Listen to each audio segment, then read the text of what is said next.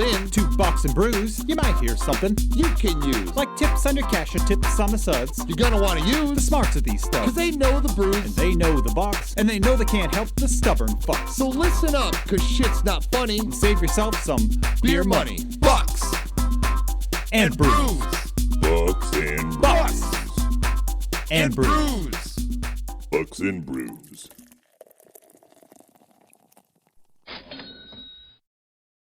Welcome back to Bucks and Brews. So hit us with your new opening, Nick, so we don't forget.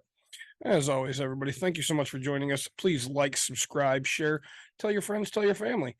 We enjoy getting feedback from people. We do. So the best way to do that is, again, to like it and share it. So that way we know, hey, you're liking it too. Well, we have not been live for over a week now Yeah. because I ended up getting pretty sick there. And have to run to the bathroom constantly. And that was not fun. And, we tried 2 days in a row now, and I've dropped the ball. So I can't seem to get my own schedule right. So today we're going to talk about mental health. We're going to talk about some of the shit going on in our lives because we're both struggling. And honestly, if you're joining us on Twitch, you're getting a twofer tonight because we're also going to talk later to Brian from Timeshare User Group There you go. about timeshares. And honestly, that episode will follow this episode. So, if you're listening to this one a week later, the next one will drop. So, Nick, what are you drinking tonight? Oh, man, I am going with the tried and the true, always the blue Bud Light. It's, light, refreshing, does the job. What do you got? So for episode number 1 tonight, I'm keeping it light. I have Lipton Diet Peach Iced Tea. Here's the fun fact. Yes. We're doing 2 episodes tonight. Bet you can't guess what I'm drinking for episode 2. Peach Iced Tea. Bud Light. So don't share that with everybody. Don't tell them. So we've had a lot of stuff going on lately, and I know I've been struggling hardcore, and I know you have too. So I kind of wanted to delve into some of our issues here, and talk a little bit current events that are going on with us. So before we get into our bullshit, reached out to a lady online the other day. Yep. Because she needed some financial guidance, and I'm providing that. Good. She's not in financial peril. Nope. But she feels like she is. Well, she feels like you and I feel. Well, I would say she feels more like me than you. Possibly even worse, though. Right. Well, I mean, because that at some point you're going to sell a house. Right. Whereas she's probably not going to work again. Right. She's going to end up going on disability, and that's not going to pay her what she's used to. Okay. So she's going to have to make some major cuts spending wise. All right. Let's have a little fun here, folks. Bucks and Brews, this is Nick.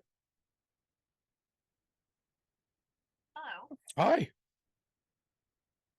this is Rachel with the Medicare Department of Healthcare Benefits. How are you today? Good, Rachel. Can I have a live person?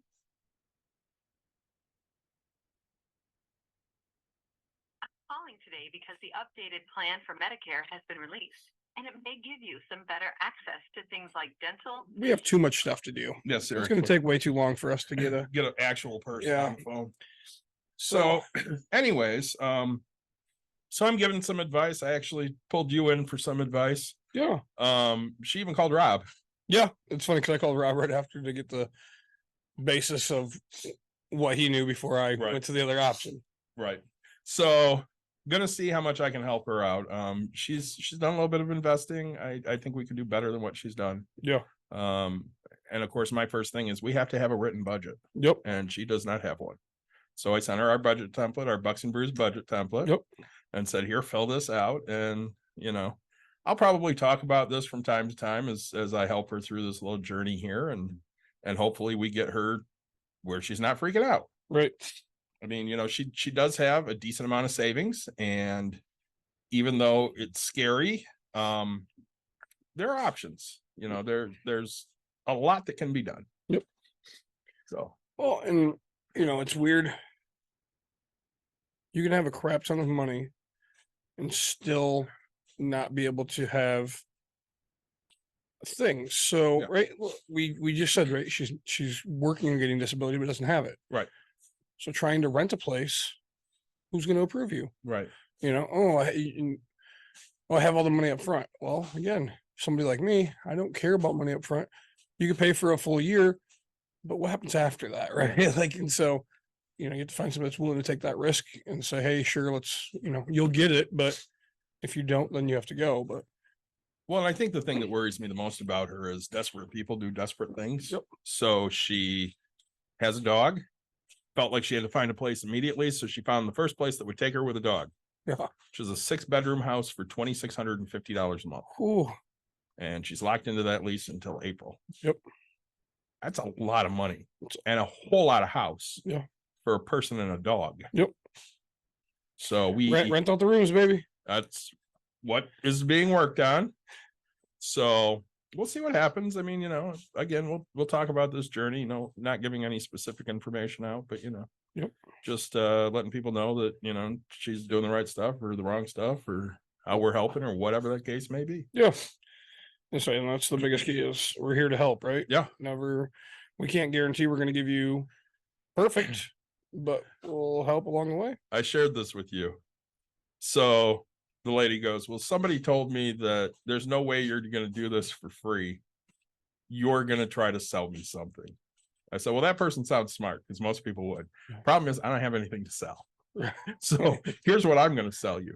Listen to our podcast. Right. Tell people about it. Yeah. That's what I want. And then she was talking about, having some depression. I said, hey, you want to get rid of your depression? Book an appointment at Break Room Therapy. There's my sales pitch. That's it. Right. Say, there you go. Yeah. And we'll even give you a $5 discount to come in. That may happen. Let's say, no, and that, take yourself out to dinner because don't you guys do like 10% if you bring a receipt in? Yeah. See, there you go. I saved you $5. Any of our vendors. Yeah. So, yeah, I'm interested in the journey as well because it's a different one. It's a new one, right? I kind of went through a little bit with my mom. Yeah. And so like I know, but she had housing, things like that. But this person has housing, but it's just too much for their budget. Yes. So you gotta figure that out. Money, a big chunk of money only lasts for so long when you're doing nothing to grow that money. Correct. So friend of the show, the great Steve Henderson. Yeah, we've had him on a few times. He had surgery today. Had a pacemaker put in and everything went really, really well. Yeah. He is at home resting now because he's very, very tired. Yeah. I told him to take lots of naps and get better so we can have him on again soon. Yeah. Can't wait. That's going to be a fun, exciting because the update is we were going to do the Great Hendy golf outing. We were. And then we were told that the Great Hendy wasn't even going to be at his own golf outing. Which kind of put a damper on playing in the Great Hendy. Yeah. Especially because that meant my partner would not be there as well. Because Nick had decided Yvonne was going to golf with him and all they were going to do was drink old fashions in the car. It's going to be a day to remember. I'm telling you that. Somebody would remember, but not necessarily you. No, let's see. Man, we talked about at the beginning of the episode, I've kind of dropped the ball on episodes and things like that. I have my schedule in my phone and I try diligently to put things in there, but I'm realizing even if I have shit in there, for some reason, 1 and 1 doesn't equal 2 to me right now. We were talking Tuesday. Tuesday. Yep. Sounds great. Tuesday. Great. We're going to do it. We're going to do the episode Tuesday. Yeah. Got somebody lined up for Tuesday. And I'm like, we're into Monday or something. It might even been Tuesday. And I'm like, Tuesday. Like, I'm looking at and here I'm talking to David. I'm like, oh yeah, Courtney and I going to the deck tonight. Like I have a real estate event. Like it's been planned. And I was like, dude, it's been planned for a month. Like, dude, I can't do a podcast tonight. I don't know how this happened. Right. Like here I'm like, yeah, we're talking about doing Bucks and Brews. And I'm also talking about being in somewhere else. And I literally said, hey, is tomorrow good? And you go, yep. Tomorrow's good. So I get a hold of our guest. I'm like, hey, something came up. Can't do Tuesday. Yeah. Is Wednesday good? And he's like, yep, Wednesday's fine. Got you. Right. And that one wasn't actually in my phone. Okay, well, at least there's that. But my wife and I had been talking about it because, well, my buddy's home from Texas or whatever, and he's in town because he's going to go do the Port Huron to Mac and then the Chicago to Mac. Yeah. So he's like, hey, meet at mom and dad's house. Wednesday. I need, like after 5. Okay, great. We'll be there at 5 o'clock. And I was talking to you during the day, and then I'm talking to Courtney, and you're like, and you had said it like twice. All right, we're gonna start early, before 6, we'll do an episode, and then we'll do an 8 o'clock. And yep. And as I'm talking to my wife, I was like 5 and 8 o'clock, and she goes, "What?" And I was like, "Son of a, like, how did this happen? How did I really back-to-back days just screw this completely up?" So I called David, and I was like, "Dude, I can't do tonight. Like, I have plans. Like, I've already, like, my one of my best friends is in town. I see him, twice a year or 3 times a year, whatever it is, like very limited, right? And so I already have plans. It's already in the books. Like, I don't know how this happened."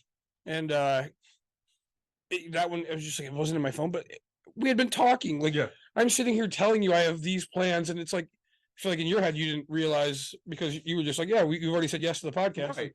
And I'm talking to my wife, and I've already told her I'm doing a podcast, but I'm also telling her, yes, I'm doing this thing. And I'm like, I'm not going to go do a podcast like while I'm talking to them, because our podcast don't last 5 minutes. Right? Let's say, if it was like, hey, I could jump on and jump off, that's fine, but I can't. And so then, today, Thursday rolls around. Is Thursday good? And I look at my phone, and I was like, yes. And I was like, but wait, let me look at everything. Like, so I call my wife, I look at my phone, I go back through some text messages for the little bit of time. And I'm like, dude, Thursday's going to work. So then halfway through today, I'm even like, Courtney, can I go just before 6 we want to start or something? And she's like, yeah, that's fine. I was like, okay. So like, I officially have today. She's like, oh, you're doing an 8 o'clock. I was like, yep, I won't be home till late. Okay, great. Like, so I officially have to, and it finally worked out. I'm just like, oh, and so you had to go back to this guy. Yeah, I emailed him again yesterday, and I'm like, hey, sorry, something came up again. Can you possibly do Thursday? He's like, yeah, Thursday will be fine. I'm like, super, thank you so much. Yeah, just what? And it never happens to me, right? No, it never happens to either one of us. I'm so used to knowing my schedule for the most part, right? Like, I tell people, like, I'm kind of on call, and I know, so like, if I have to go, if I know that somebody's going to need a payment this day, I'm just like, hey, I could probably do lunch. I'll just have to go get the payment. Like, but like, I can't go do this extended stuff. I can skip out here and there, and I might have to call you on my way to lunch and say, hey, I have to go do this because this is more important, right? So if you have the freedom to go do, and I'm not usually like that, and my brain just isn't thinking. I'm not putting 2 and 2 together. Also, right, so like, it should be good news. I listed a house officially Tuesday. Right? Yeah. I think that's the official list day. And so then I get an offer like kind of right away, which was great. And then so I'm dealing with that. So I'm dealing with a lot of business stuff and getting through things. And so I'm not focused on this, right? I'm really focused on my business because I need that to finish and get to the end spot. We ended up putting an offer deadline for Friday at 4, which is tomorrow. I'm telling myself it is this. Tomorrow. So I'm like, all right, great. We'll get this all figured out. And then, like today, an example, I get a phone. I love my story, right? So I wanted something specific for lunch. So I wanted to make an amazing Italian sandwich. Okay. So I go to Meijer, and I tell Courtney, I was like, I'm going to go to Meijer. So I'm getting an Italian sandwich. So I go buy capricola. I go buy some ham, pepperoni, salami, all of it, right? I have banana peppers at home, which apparently weren't good, so which bugged me. But I grabbed mozzarella cheese, fresh mozzarella cheese. I actually grabbed some smoked Gouda, which doesn't normally go on, but like I wanted to like step this game up. I had all these ambitions, right? I'm gonna make a sauce to go on here. It's gonna be amazing. I have shreddies, which we love on our sandwiches, and so red wine. But like this, in my head, I knew exactly the sandwich I wanted. And as I'm at Meijer, I'm halfway through buying my meats, which the lady behind the counter was pissy because I was like, hey, let me get a quarter pound of all these meats. And she's jaw jacking or something. I was like, just give me a half pound of everything. Like, whatever, I'll make a bigger sandwich. But so halfway through, I get a call. Hey, Nick, this is Dan. And bet you don't remember me. And I was like, damn, man. Did we meet at a real estate thing? He goes, kind of. He goes, I was out shopping at a Home Depot, and you'd given me your number because you heard I had a house or whatever that needed a bunch of work and stuff like that. And I think I'm going to sell it. No shit. Yeah. You know what, Dan? He's like, what are you doing? I was like, I'll be honest with you. I'm making like my dream sandwich right now. Like, I'm buying all the stuff. I have to go home and feed my family, and then I can come out. And he's like, well, if not, tomorrow works. And I look at my phone, and I was like, no, sir, I'm busy from 8:30 till 3 o'clock tomorrow. Cause that's another story about why I'm going to be till 3. But I was like, I'm gonna make it today. Right. Like, so again, I know that, hey, this is the time I'm going to go do that. So I went out to Cedar Springs, which is about 45 minutes from where we are. Went and looked at this place, and now I have people working on that. Like, hey, can I make this happen? What's going to work with it? So all I did was make that connection, wrote my number down on a sticky note, said, hey, if you ever want to make this happen. And it's been a month, maybe 2. Yeah. Right. And he reached out to me, and I was like, it was great. Like, and even if I don't buy it, which I don't, and this thing's down to studs and needs siding, it's, but Needs a lot of work. but the plumbing's done. So the plumbing is almost done. Everything needs to be kind of like hooked up. Mhm. The electrical is to the panel. It just needs to be plugged in. So I still need all the drywall. I need insulation. I need siding on the whole entire thing. Windows are in all but one, and then doors, stuff like, but brand new septic tank. He's still going to install the water heater. And the well's like new. Everything's brand new. It's just 90% of everything is done. Like, the furnace is there. It's just not. Yeah. The electrical hasn't been hooked up to finish it, stuff like that. So I'm like, all right, I just figure out my numbers, what this is going to take. And so I was like, man, what I do works, right? Sometimes I forget, because you go so long without hitting that base hit for a connection of somebody that call you back, right? Yeah. I go to all these meetups all the time, and usually I'm, shaking hands. And one thing I pride myself on is, one of my meetups, we do a thing, and we talked about on the podcast with Sarah. Yeah. About, have people have a couple seconds to introduce themselves and say what they do and what they offer. That way people can connect quicker, without having to because what you'll find is you'll click up and you'll pop up, right? And so, I always get out and I was like, hey, if I haven't met you before, I want to meet you. I want to shake your hand. Even if we can't help each other out in business, I want to know that I'm here. And so, dude, again, it was funny because my contractor, he doesn't do any part of it. He does the work, right? Yeah. He doesn't do any of the business side of things. So he was just like, holy shit, like, you're here buying $5,000 worth of stuff while talking to a guy about selling a house. And I was like, this is what I do, baby. Like, this is why I'm good at what Yeah. And I'm going to call him and let him know that guy actually called me to see if he wants to do this big of a job, because it is a big job. I mean, the big stuff is done, but there's a lot to do. I mean, let's be honest with each other. And so I'm very happy about that. Like, even if it doesn't work out, I'm still like, hey, I got a call, like, I did the right things. And I even told the guy, I left the conversation, and it's because I generally mean it. Right. So he's like, hey, even if it doesn't work out. And I was like, dude, even if I don't buy it, even if the numbers don't work out, I love talking to people like you, and having a new friend never hurts. And I was like, man, I generally enjoy having a conversation, because him and I, it's funny because we both, he's like, we're dropping F-bombs. We're two guys on a site that do the exact same thing. He happened to have some medical things that happen and stuff. And I was like, dude, if you want to just have a phone call that just shoots the shit about war stories, right? Like, I'm all about this, man. And he's like, yeah, I like it, man. All right, let's do something. So building that rapport, doing that. Your landscaping guy stops by. Yeah. How do you like Tony? I like him. His wife too. Okay, good. Yeah, both good people. So I start describing the shit I want done. Yeah. And I figure they're okay with cursing just by looking at them. I don't know. So I say, hey, just so you know, I curse a lot. And he goes, I don't fucking care. Yeah. Sweet. I say I know his wife a little. But I mean, Tony bowls with me, and Yeah, so that's what he he's says. so fucking used to me cursing, right? Yeah. Like, I mean, every other word, and he's worked for me, right? So he knows how I'm gonna write it. But yeah, I showed him what I got. I'm like, I want this shit gone. yeah, And he's like, well, this might be hard. This might not be as hard. And I'm Yeah. like, just figure it out. Yep. I said, I got people coming to spray this and hopefully and fertilize, and hopefully that'll be taken care of. But if not, that shit too. yep. I'm like, I just want it fucking gone. I don't have time. I don't care. So they're gonna give me numbers and stuff. And Sweet. we'll see how that goes.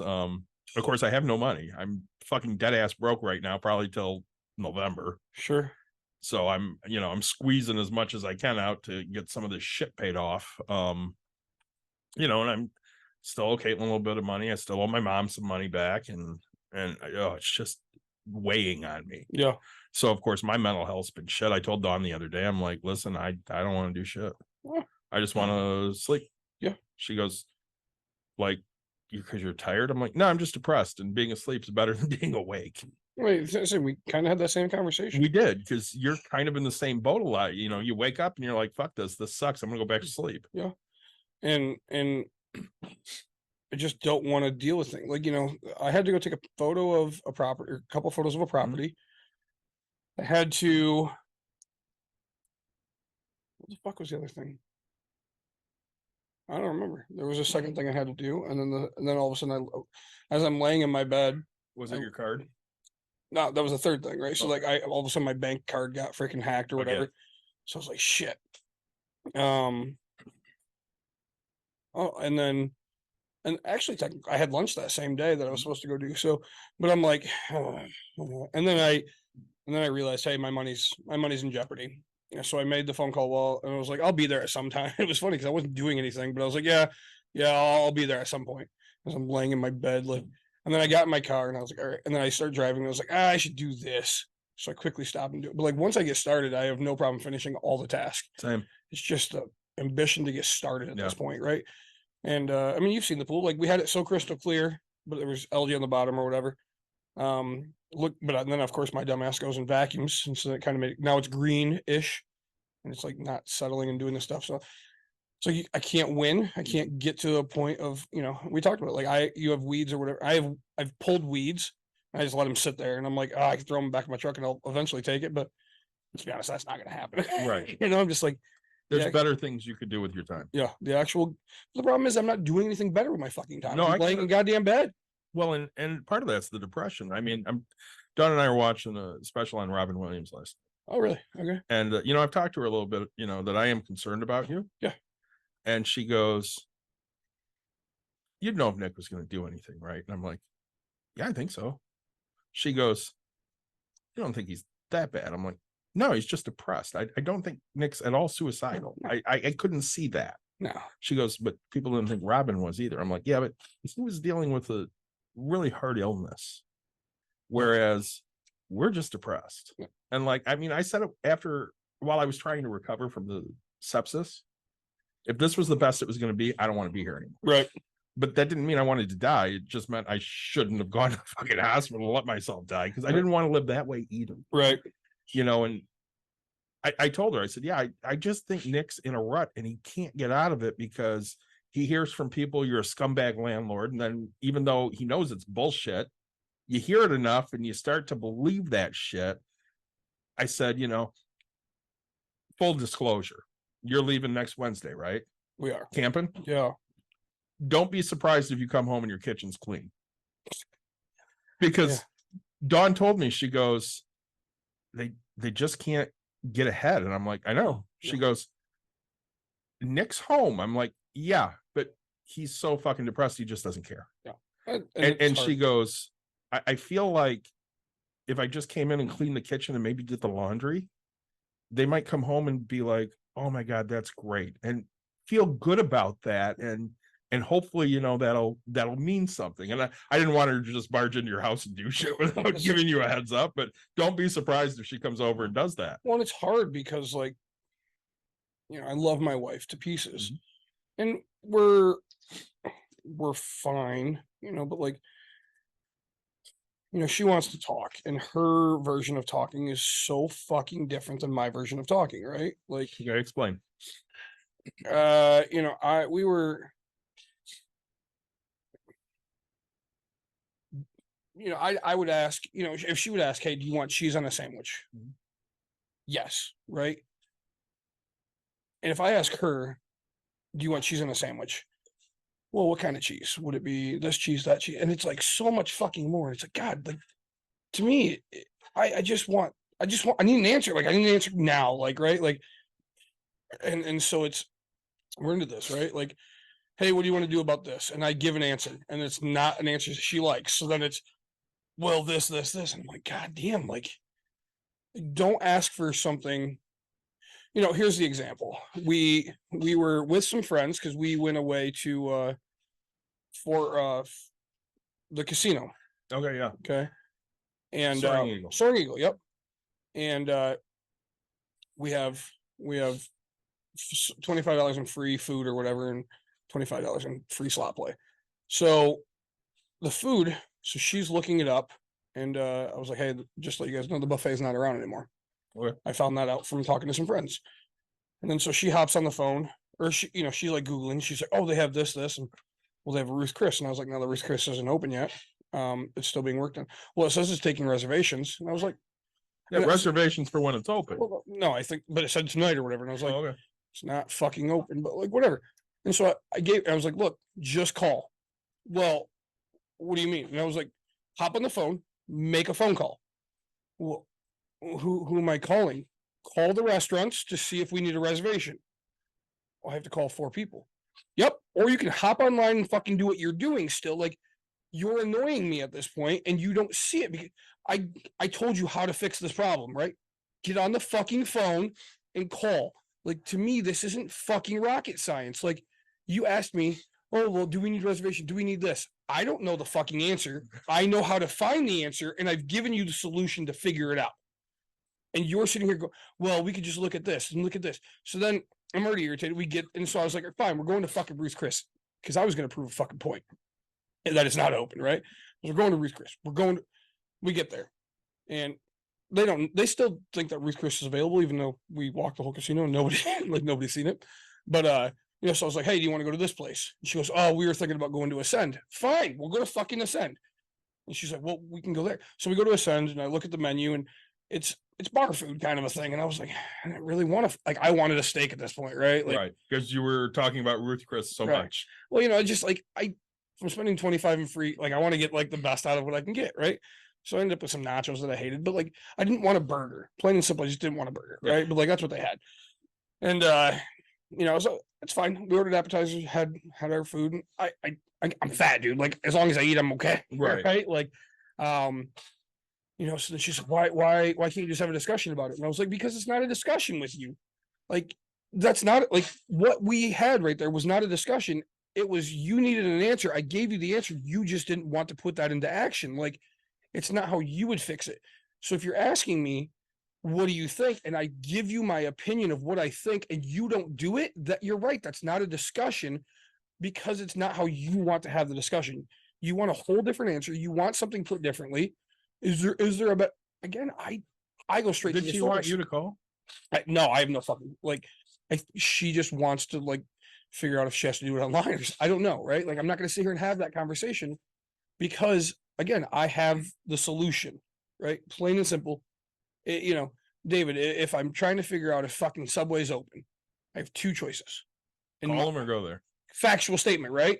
Yeah, because if you look it up online, that doesn't necessarily mean anything. Exactly. We were coming home yesterday, and it was really late, and we had eaten earlier with my buddies, and then we drank, and then we got, we left.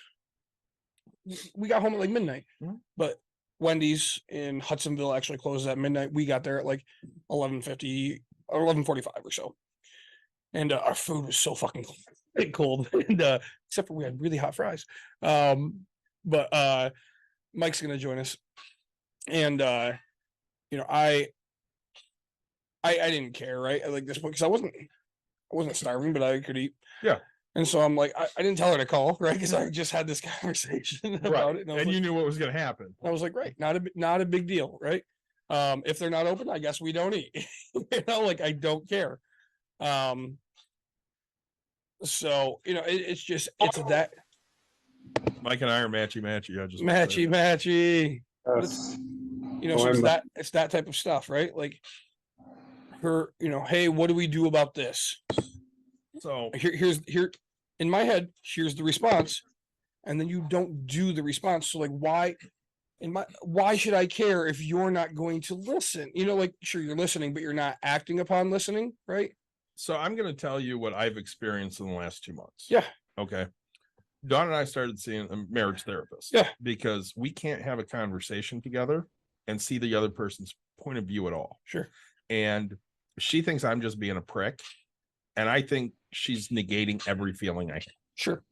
So first time we sit down with this woman, Dawn always talks first because it's kind of not my thing. I want to sit back and listen. Yep. So she lays out everything for this woman. And then she goes to me and says, well, how do you feel about this? And I lay out how I feel. She goes, so you feel invalidated. Right. And you don't feel like she's on your side. Right. Mhm. And Dawn, what are we going to do about that? And really it got thrown back on her to understand that this is how I feel and why I feel the way I feel. And having that impartial person validate how I was feeling really helped her and I talk to each other. So since our first time talking to her, which was right at the beginning of June, we haven't had a fight.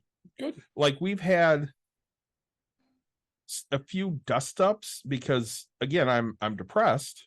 So I'm extremely irritable, but she'll say to me, hey, you're really worked up today. You okay? And my answer is no, I'm not okay. I'm really just not feeling right. I can't pinpoint it. I don't know why. I'm not mad at you.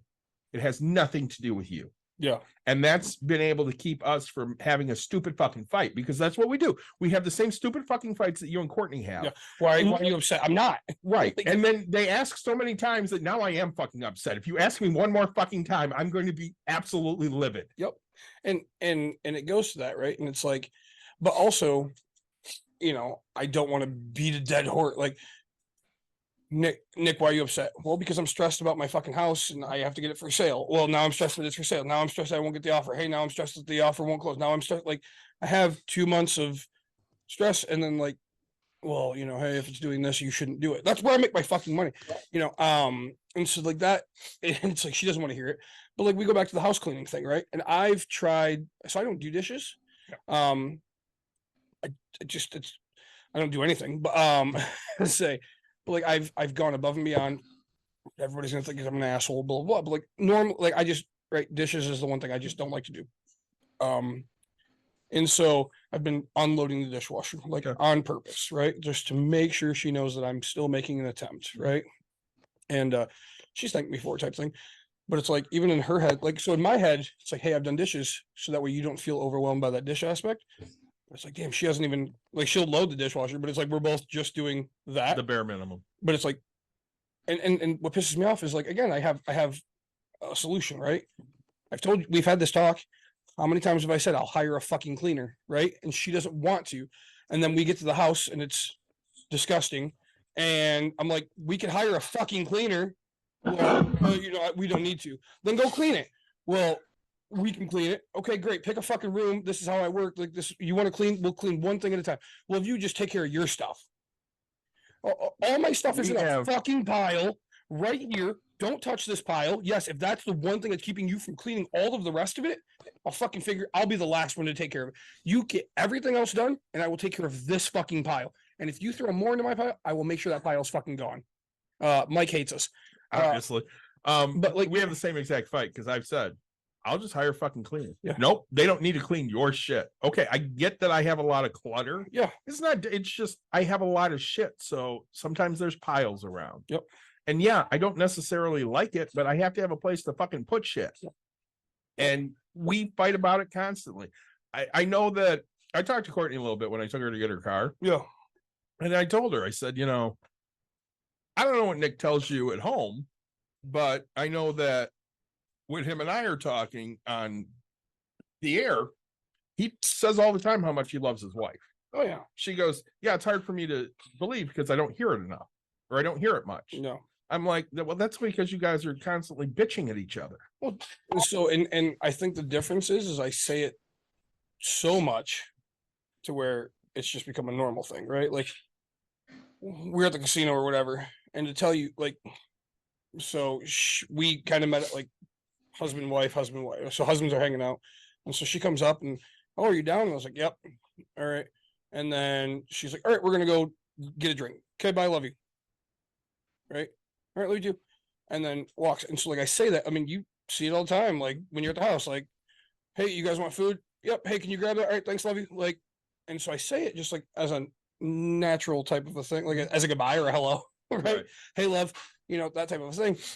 And so it's like, the other day she said some bullshit, because we were talking about the not talking thing. She's like, I guess we'll just live a sad married life where we act like we're doing whatever. And I was like, that's how the fuck you feel? Like, that's so bullshit, and then she made a comment that it wasn't supposed to come out the way it did, but she didn't understand that it totally came out that way.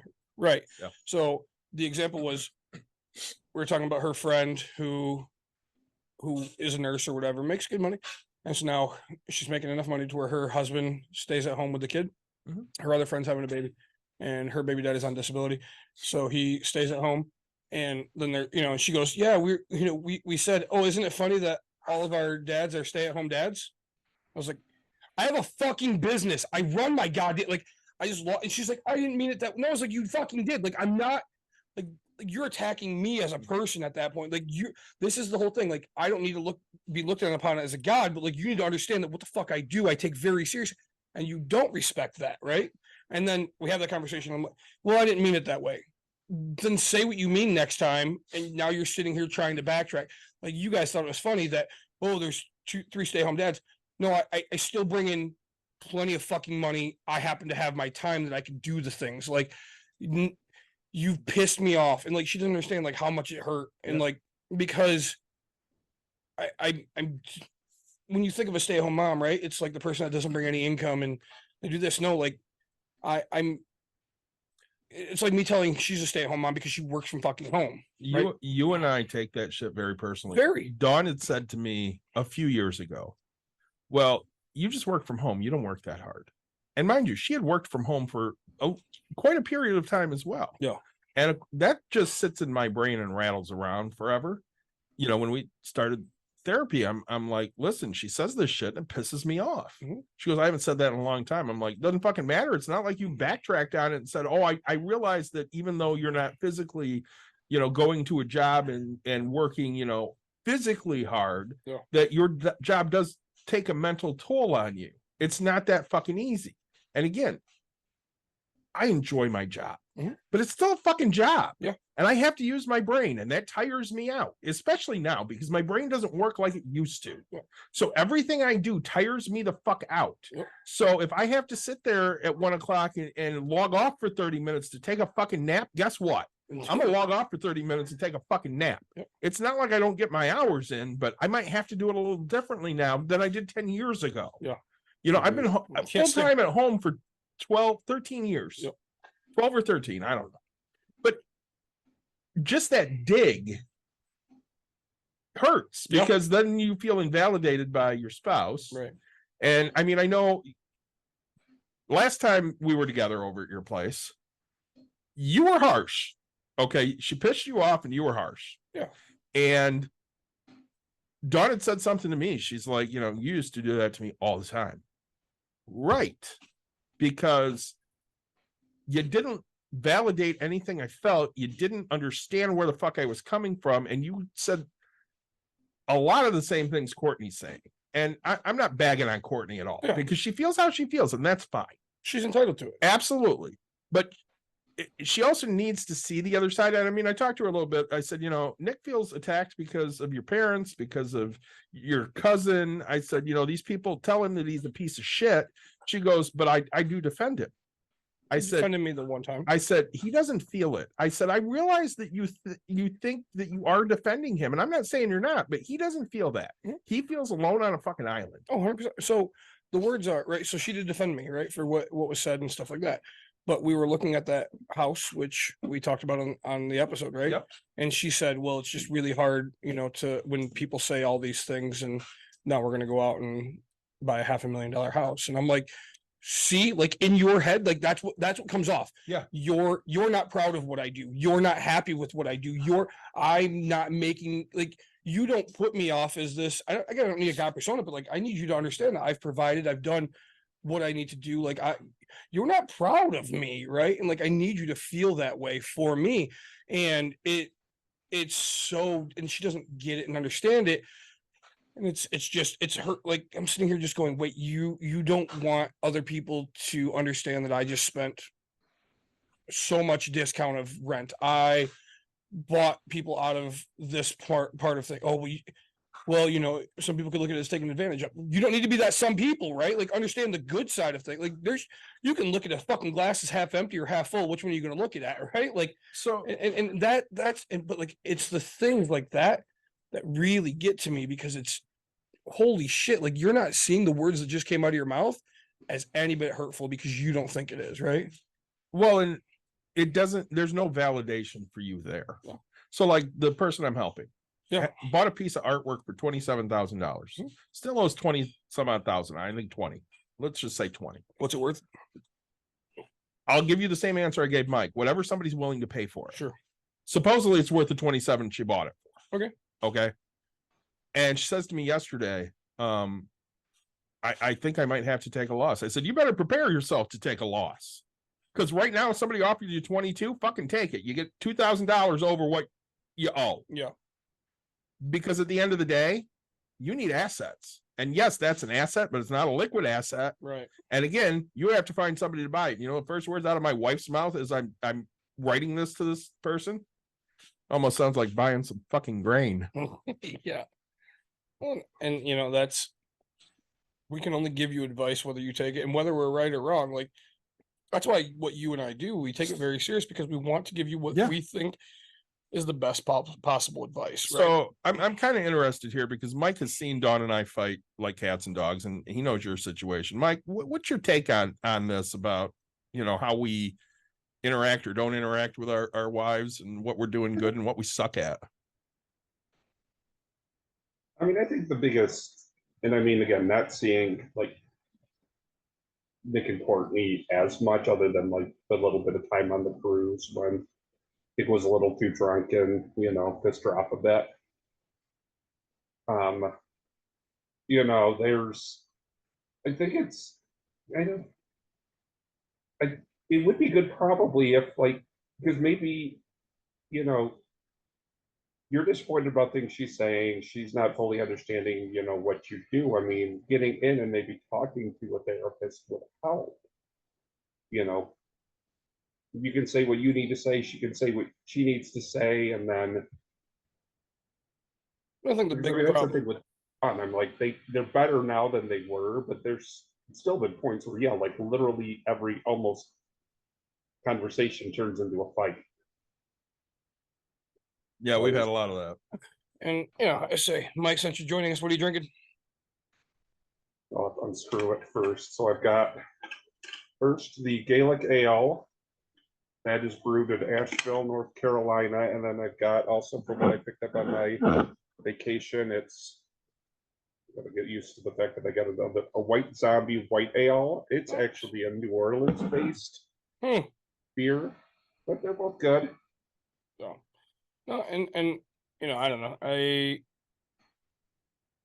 say to me, a therapist, I don't know, it's just like losing weight, right? I could fucking do it on myself, but you really can't when it's more than just you.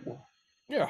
Like if it was really just you fixing you, yes, you could do it by yourself, but I don't think you're not going to fix a marriage which involves a second person without you both being willing to put in the effort or getting somebody else involved.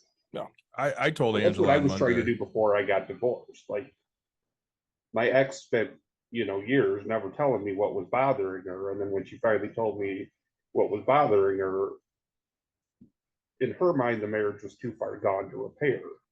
Sure. And so she was like, well, you know, you can go to therapy, but I'm not going to go to therapy with you. So, Well, I told well, Angela I'm willing on to try to make it work, then we may as well get a divorce because it's got to be both of us. Right. Well, I told Angela on Monday, I said, you know, if I hadn't started seeing you in 2015, Dawn and I would not be together. I was in such a bad spot that everything we did, we fought about. And I mean, she ended up having that stroke a few months after I started seeing Angela. So it's not like I would have left at that point or she would have left at that point. But by the time she got the job at VW, she'd have been fed up with my shit and just walked the fuck out. I mean, she did. Right. She literally did. She left for a couple of days. And, you know, I'm not going to say it was a wake up call because it really wasn't. I thought it was bullshit why she was leaving. Remember But that? Angela, you know, she's helped me at least understand why I have the issues that I have, you know, and, you know, not to blame anyone, but I mean, Mike knows because he was there at times while I was growing up. That house was filled with fucking childhood trauma. Right. I mean, it just was. My grandmother, she was the person you wanted on your side, but half the time she wasn't on your fucking side, which meant she was a miserable person to be around. You know, it was, Aunt Sue was great. Here's the thing. She was going to be by your side when the chips were down. Like if she Yeah. was, if you were dealing with like somebody like, you know, if she would have been alive when you were going through like bankruptcy and stuff. Oh, she was. Or was she? Like Right. I could see her literally going into all the banks and say, "You don't make my grandson pay that money." Oh no, she told me I was a piece of shit at that point. If somebody was picking on me, on the other hand, she would have absolutely just gone in there and whipped their ass, all 90 pounds of her. Yeah. But I mean, you know, even Aunt Sue wasn't great until after I graduated high school. She was kind of a bitch. Yeah. You know, my mom was the one that was really holding me together. And then, of course, you know, the more loss she went through, the more detached from reality she's gotten, unfortunately. And, you know, like, for example, her toilet's plugged. Yeah. And she can't get it unplugged. So I said to her last night, do I need to come down? Nope. Oh. I'll see how it is in the morning. Cool. I asked her today, how is it? It's still plugged. I said, great. I can't get down there before sometime next week, just so you know. You have 2 other toilets, use them. Yeah. For once, I didn't get a guilt trip. But I'm sure it will come at some point in the next couple days. Because that's the relationship we have. She makes me feel guilty because I have responsibilities in my life, and she's not the number one responsibility. Well, and it's hard because you feel bad for it, right? I do. I feel like a horrible son. So that's okay. And my mom is a prime example as well. Okay. So I'm flipping a house. Okay. So my mom thinks that my contractors are hers for some fucking reason. And so she's like, hey, do you have anybody that can fix it? And I was like, yep. But they're doing this. I can get them whenever. I can get them at this time. I can send them. Well, my contractor goes into AFib, so he has to go be with his like he has to go take care of this, right? Well, is the contractor going to do this? No, he had to go away for a bit. Hey, is this going to get taken? He had AFib. He had to go get his heart reset. Like, I'll get it. We're in the final week of getting this stuff. Is this job going to get done for my friend? Like, Jesus fucking Christ, I told you I will get it. I've talked to the contractor. He knows after he's done with my job, you will get, well, you don't need to snap and blah, blah. You've asked me 4 fucking times. I told you I'll schedule it. I'll get it. It doesn't have to happen in your time frame. If you don't want what I have to offer, go do somebody else. Like, and that's what people don't understand. Like and so I'm sitting here going, man, I have to, like, my mom should be like, I have a dripping faucet. Okay. I have a dripping faucet. Okay. Like, she won't ask, right? She'll just be like, I have a dripping faucet. I have a plug toilet. I have a plug toilet. Okay. I have a plug toilet. Did you try plunging it? Yes. Okay. Did you snake it? Well, I don't have that. Okay. The next question would be, well, It's not that expensive. You can go Nick, $30. could you do it? Well, yeah, you know what? And I'll be over there in 3 days. Well, blah, blah, blah. Like, Mom, this is my schedule. This is what I have. Like, if I can come over, I'll fucking come over early. Be like, yeah. If not, here's a number. Well, I can't afford that. fuck. Like, all right, you know what? Let me just move everything around and I'll come over and Because fucking you're do that. so fucking annoyed at this Right. point because you're a shitty son. Right. Now I'm a shitty son and I don't do anything ever Yeah. for this woman. Yeah. So I have to drop everything in my fucking life to go take care of this fucking problem that's not really a problem. She said to me today, well, I'll have to call somebody. I'm like, you don't have to fucking call anybody. I have a snake at my fucking house. Yeah. You'll have to wait until I can come down. You have 2 other bathrooms. Use one of the other fucking bathrooms. And mind you, she's not putting any pressure on me, but I'm putting it all on myself because I know what she's saying when she gets off the phone with me. Yep. And that's the hard part, right? It's like you're sitting here going, look, but I'm in the same boat, right? And it's this constant, like my in-laws, and I haven't been very clear apparently on expectations, right? Like they get a low rent in my opinion. And I told them, like, this is your house, you take care of all of the stuff. I'm giving you this discount. Well, so I ended up changing a fucking water heater out. That became my bill somehow. Roof pieces. Hey, your roof, you have some shingles flying off. Oh, okay, I'll fucking fix that. Oh, hey, you have this going on. Oh, okay, let me pay for your like. Sure, you're not making that like, but you get such a big discount. Well, you should be handling this bill. So, hey, I get a text. All right, there's so much that's into this. It's fucking annoying me right now. Well, I get a text about hey, or no, he was over for Mother's Day. Hey, you have a pipe wrench? I can't get a pipe or whatever for the outside spigot. It fell apart. It's not, 100-year-old piping. It's just crumbling. First of all, you're fucking stupid. That's not how this works. Okay. It's not how any of this works. It's like, the whole I unfriend you. Yeah. All right, fine, cool. And so he's like, oh yeah. I was like, yeah. And then I get a thing. Hey, do you have a plumber that you like to use? No, my plumber was on vacation for a week, so I was just like, nope, call anybody you want. Right? Like, right. Okay. Well, they said they can't touch it because it's not up to code, and they're gonna have to re-plumb the whole entire house.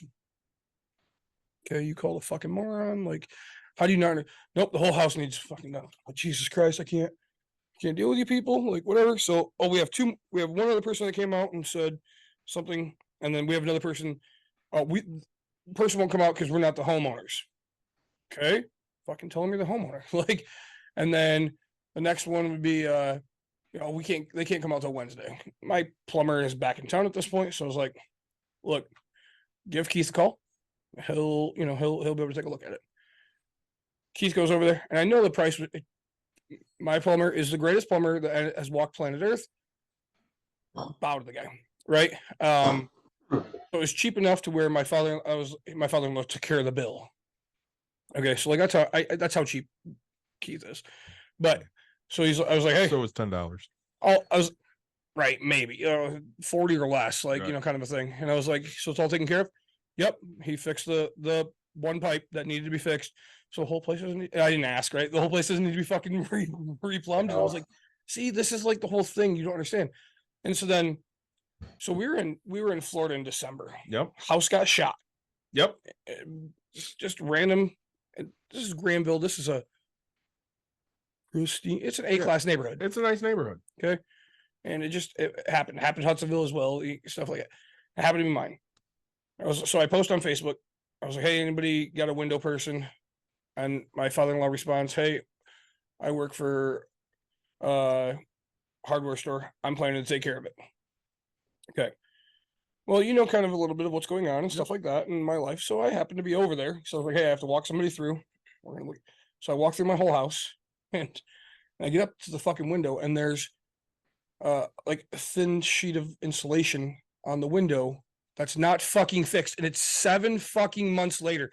The drywall where it hit my shower is dug out so much. And I'm just like, okay, like, I'm sitting here trying to take a deep, and like I haven't even responded to these people, like, because I don't know how to, because I have to walk on eggshells with these people. Like, hey, I'm sorry, you told me you were going to take care of this. When was this going to happen? Right? Like, I don't know how to put that, and so that's why I started using Chat GTP. Like, hey, how do I say, hey, you said you were going to take care of this 6 months ago. How would you like when do you think that this 6 months time frame might actually happen? Like, or 7 months? Like, I took responsibility, then you took responsibility. So at that point, it's your responsibility, right?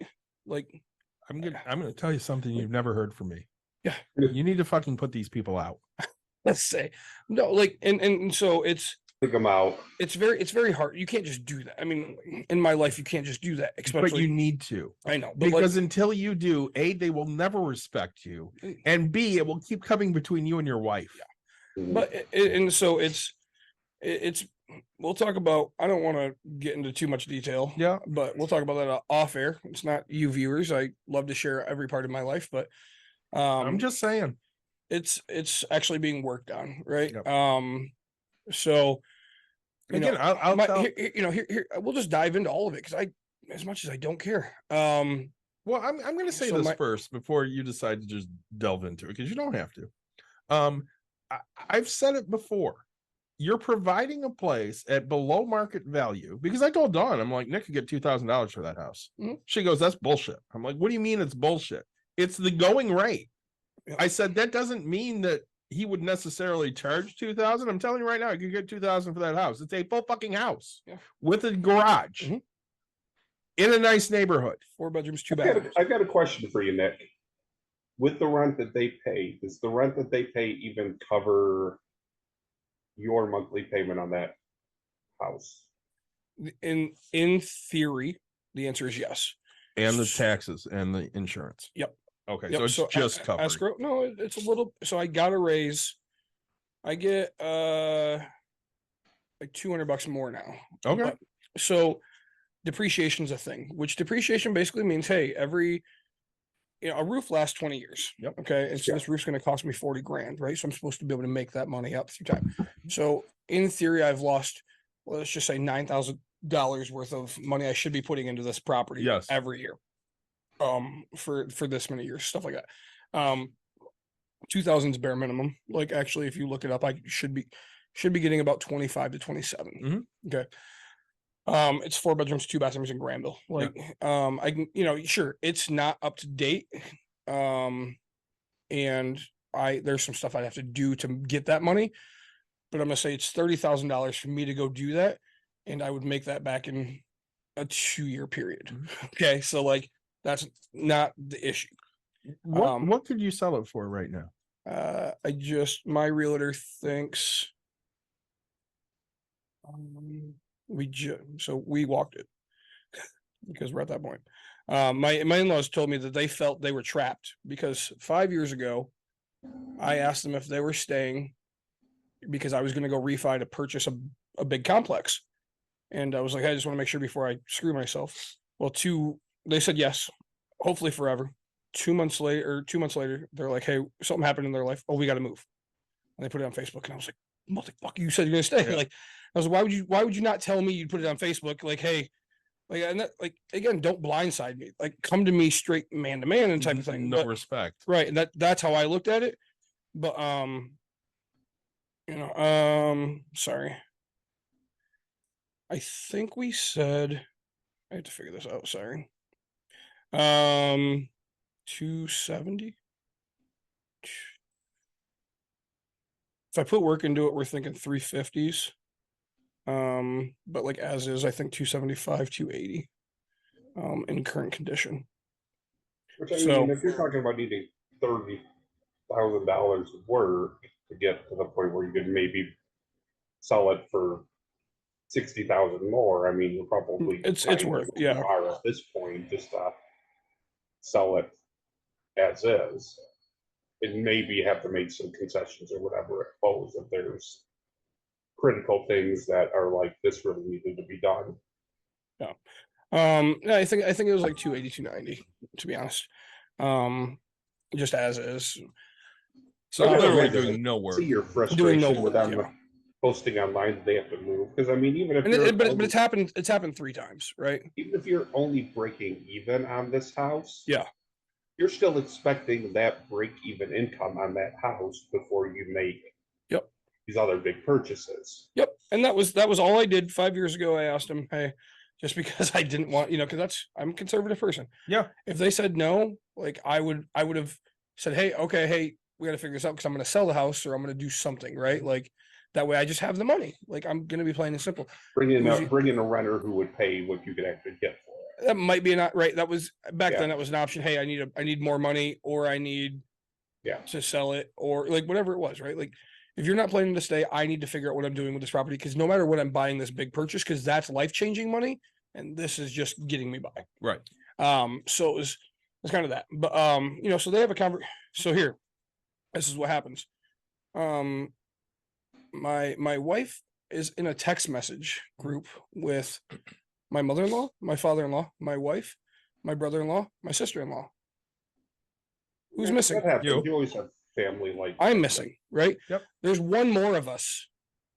And I said, you guys want me to feel like family? You guys want me to feel accepted? But yeah, you guys have these conversations. Like, who the fuck's not part of this?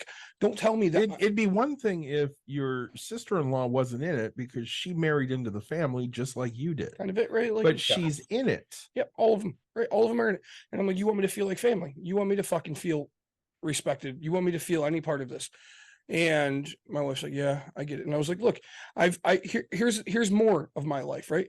My brother-in-law, I respect the guy. I think, he's, and my wife's excuse is, well, he doesn't plan things. And I was like, yeah, but you know what? I said, hey, let's get together once a week, once a month, whatever it is. And we picked, I think, once a month. We got together for like 2 or 3 months, and then it died out. We're going to go to a bar, just shoot the shit for, a little guy's night for a couple hours, just the two of us, right? Connect. I've been there for my father-in-law, walked through all of his fucking dreams that he wants to do, encouraged him to start anything, like, hey, go do your catering, I've had conversations, sat with my mother-in-law while she moved out with, I'll throw everybody's fucking dirty laundry.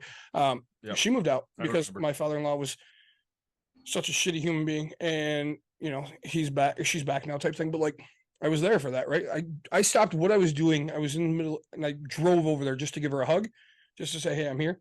Like, and you know what the fuck I get? Oh man, Nick, you're keeping me here in my house. You're keeping me here in the house in a payment I can afford. They have the audacity to sit here and tell my wife, which I get, whatever. They tell my wife, so it shouldn't come to me in that sense of things. I think Nick's mad about the truck, right? Yes.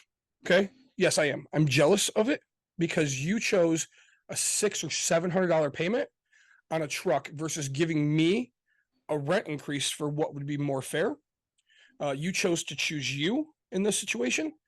And I now have to look at a 2026 F-150 that looks really nice while I drive a 2003 beat up thing that your husband backed into, broke my taillight and didn't pay for it. It's still broken at this time, right?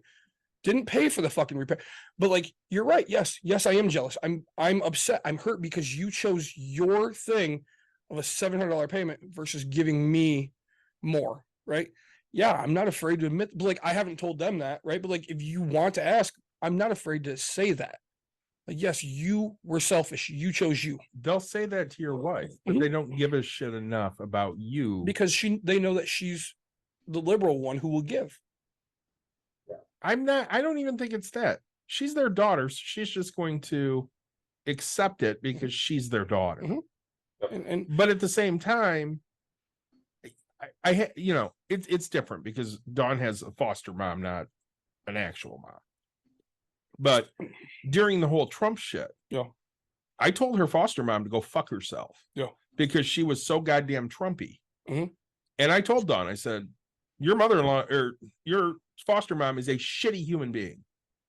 I don't like her. I don't want to fucking be around her. And Dawn still loves the woman, but at the same time, you can't carry on a conversation with her because everything's Trumpy. And that's hard. And again, she won't defend what I do because she doesn't feel like she can. Kind of like Courtney doesn't defend what you do because she doesn't feel like she can.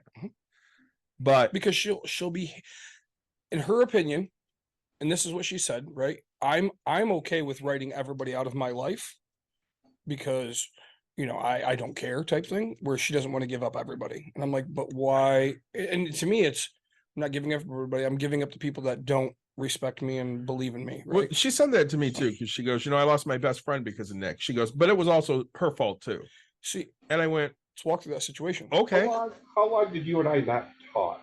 We didn't talk from November of You could basically say the better 2001. part of 14 plus years. It was November of 2001 until October of 2015.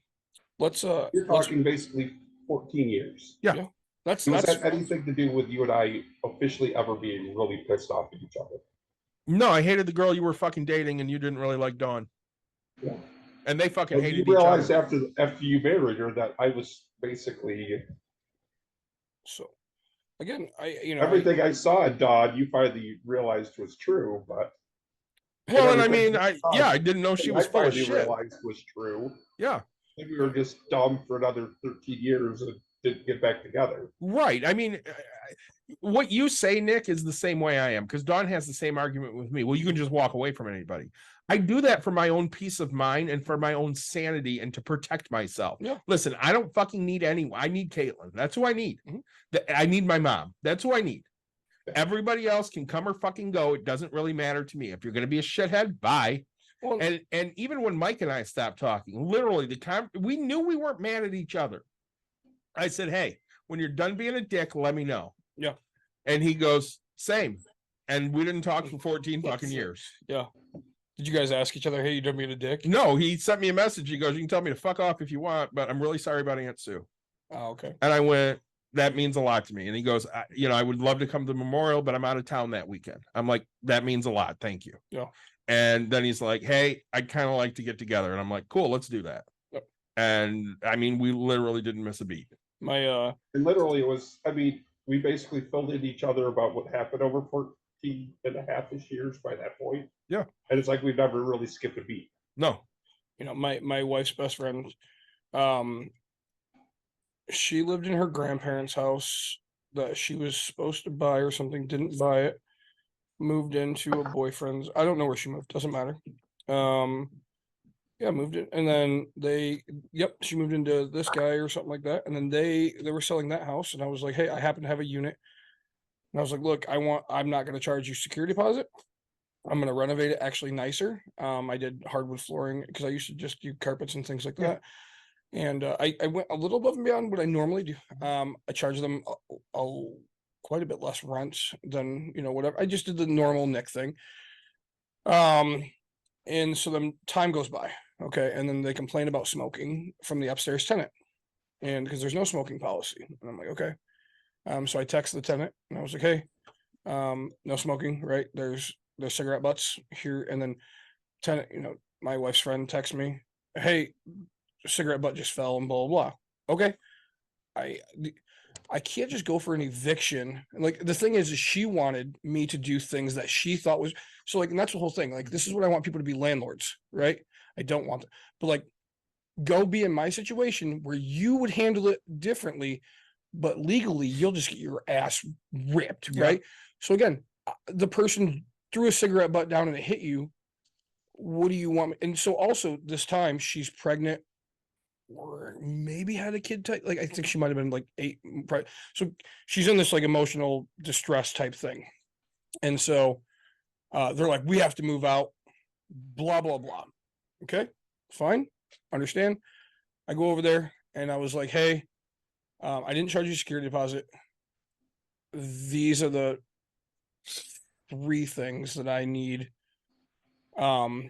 paid for, right? Like, well, we did this upgrade, we did this, and we didn't ask you for a thing. And I was like, I didn't ask you to do that. You just because you did shit on your own. So then she one of her friends texted and was like, hey, when can I come get that new hood vent that was put up? I paid for it. And I was like, if you tell that person to touch my property, they've officially vacated. I have whatever, like if they go into my property, I will get them for trespassing. This is going to get way at this point. Like, I'm strictly business, right? Yeah. Like, no, you're not entitled to something that you did. Like, it's a fixture that's fixed, right? Like, and it just escalated because I didn't handle the situation the way they wanted it handled. And then they felt they were forced to have to go buy a house, blah, blah. And when she came there, she was all fucking pissed with me, writing me a check for the amount. It was so small. It was like $137 or something. Cause she's like, keep this, keep the fucking lawnmower that's in the garage or the shed that's probably still there. I haven't even go check. Like basically F yourself. And here's the money I'm giving you. And I was like, thank you. Okay. Like, and I was like, look, your friendship with my wife and this has nothing to do with each other. Like, you need to realize that you guys are the best friends. Like, you've been best friends since 3rd grade. I stepped to and I was like, look, if it means that much to you, don't pay me a dime. Like, I'm just letting you know I did what I was supposed to do it. Like, and I told her, I was like, I came over to your place within the first month. I had brand new carpet. I just spent $3,700 on, and your dog took a shit right when I was watching. And she goes, I knew you were going to bring that up. And I was like, well, yes, that's why I need carpet cleaning. Like, of course I'm going to bring it up. I didn't bring it up the entire time until the end. And now the end is ending badly. And that's what you're mad about. But like, it's the right thing to do because of this, right? Like, I'm not upset with what you guys have. I'm very She sorry. should have cleaned the fucking carpet. Right. And so she should have paid for it. And so I'm sitting there just going, look, I'm not upset about this move. Like, I'm sorry you feel you need to have to move. And I'm sorry I can't handle the situation how you want me to handle it. But really, at the end of the day, I was a good landlord. I was very fair. I did everything you needed. I gave you this for a discount. Like, I just stated facts, right? Facts are facts to me. Like, and so, it took him, and then she, again, the other friend that got her, which actually is Scott's daughter,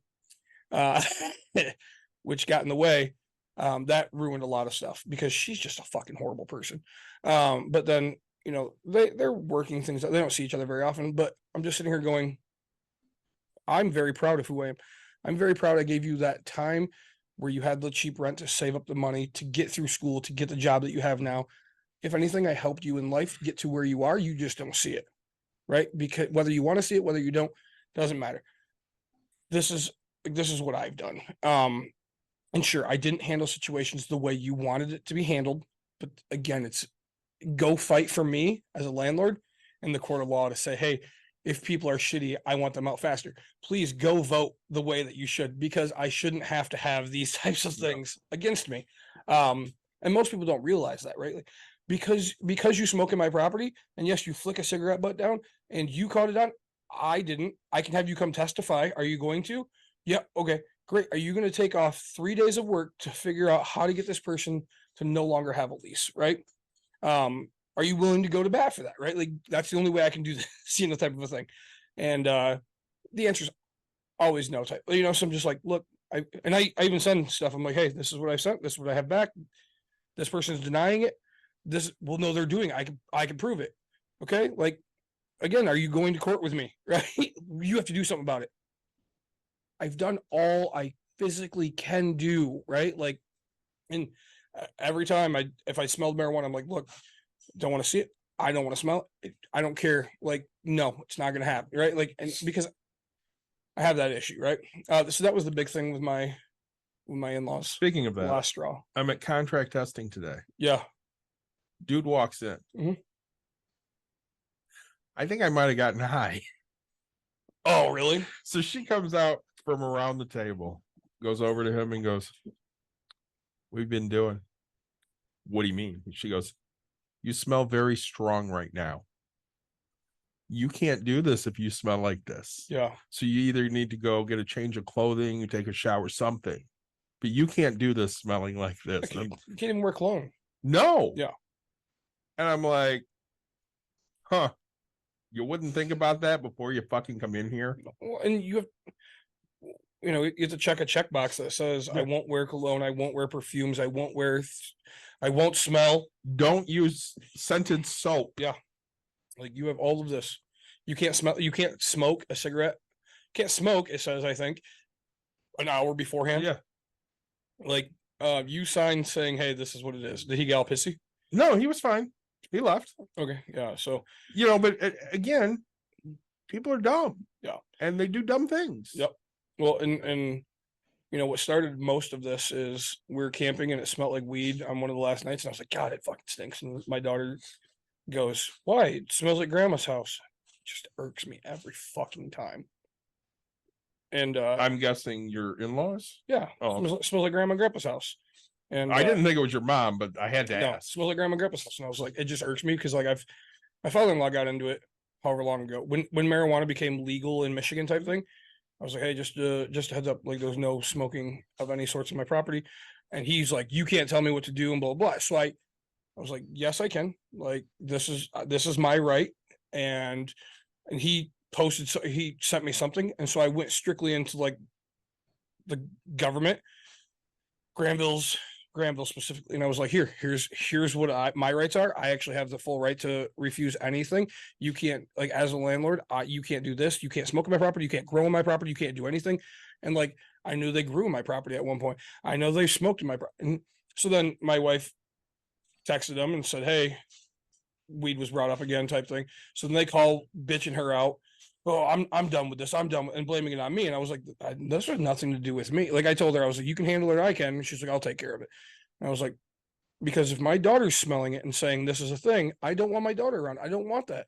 That's who I am in life. Okay.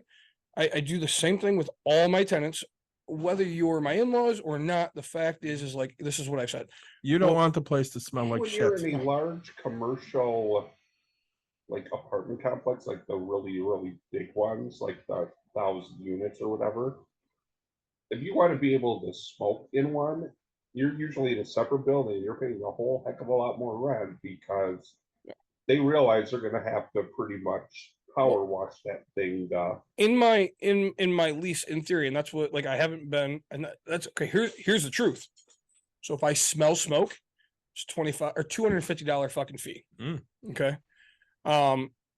It also automatically states that you will be charged per square foot to paint the entire place. So this is 1,900 square feet times whatever the hell I have in my lease. Like, you are now owing me $2,700. Let's just say, right? Like, sorry, $3,800 because I have to paint the whole entire place. Like, you don't get to paint it. Like, I have to, because I'm going to go spray all the walls and do all this, get all the smell out. Technically, now you owe me for any carpet. Granted, this house has all hardwood. But like, you are responsible for all smoke damage, and they don't see it that way, right? Like, they don't know what they signed because they didn't pay any attention. Right. Well, so you know, it's whatever for them. You know, so there's so many things, and that's the whole thing, is like, people, they only want for them, right? They don't see two sides of every story, because I look at things and I'm like, you know, what can I do? And you know, oh, I should be able to have a dog here. Well, I first of all, I don't allow dogs, and also my tenant downstairs is allergic to them, right? Like, you know, whatever it is. If I have a policy, it's for a reason of some sort, right? And you know, plain and simple. This is, I don't abuse my power, right? I just do what I'm legally allowed to do and what I can, right? I hold myself to a very high ethical standard. I live by my ethics, right? Like, I'm not, and so yeah, and so it just kind of blew up. And then so now my in-laws said that they're going to look for a new place and a bunch of stuff. So I was like, great. And I told my wife, I was like, fine, we're selling the property. And then she's like, oh, hey, I want to you know, we should let them have time and stuff like that. And I was like, why should they get the time to have the benefit to where now I'm going to risk the economy changing and I'm going to get lower than what I could officially sell it for, right? Like, you're in the time to sell right now. I've already given them 9 years, Plenty of fucking time, right? Like, and you know, they're pissed because, and this was my wife's choice. This is so much to air out, but my wife's grandparents moved into an apartment because they couldn't maintain their house anymore and stuff. And so, and then they moved into a retirement home. Well, during this time, they were going to sell the house. So they were going to let my wife's parents live there just for taxes, like just for the price of taxes. Yeah. And my wife's like, well, they don't have the money to survive over here. And, you know, we didn't know that end of care was going to end out the way it did. Right. Like, but, you know, he's still in a retirement home and stuff like that, but like, they're not millionaires, right? Like, right. And so, you know, she didn't want them to take advantage of them. She'd rather have them take advantage of us. And I was like, sure, I agree with that. That's fine. Like, so I did what I was asked to do. Go sell the house, get it out there, boom, sold it, and it made me look like an asshole because I said, hey, what do you want for it? This is what I think you can get. Great. I sold it in less than 24 hours. Oh, daughter looks at it. I think we can get 10 grand more or whatever. I go back to the person. I was like, hey, do this. Yep. Fine. Sell it. Right. Well, oh, this person made money. And I was like, technically they didn't, because there's stuff that, but yeah, it was whatever. But I'm like, in theory, all I did was what I was told, and I did what I'm good at. Yeah. Right. Like, I sold my best friend's parents' house. They were like, "Oh, we got to get it sold at some point." And there was lollygagging. I was like, "You want to sell?" I listed it. Well, I put it out for my own people type thing. I had it sold within 36 hours for full asking price of what they wanted. Yep. Actually, I don't even know if I got it more, but like, they didn't come back and say, "Oh, this is what you wanted. This is what you have. I got you everything you wanted." And what I got from them was, "Thank you, Nick. Your hotel room in Reno, I got it. Thank you." Right, and I'll buy you some beers. Great. That's what I got from them. What I got from the other people was, "Oh, this person made money. This. We could have had a free place to live. We could have done whatever." Yep, you could have taken advantage of somebody else. You're absolutely correct. And it would have been your own parents, and you would have been fine with it. And my own wife wasn't going to stand for that. So don't blame me for it, because, and that's my favorite part, is they blame me for it, right? They think I was the issue. And I'm like, I'll take all that blame, right? Like, Yeah, I will. 'cause you don't care. Yeah, sure, cool. I'm a bad guy. Like, Yeah. But again, nothing to do with me.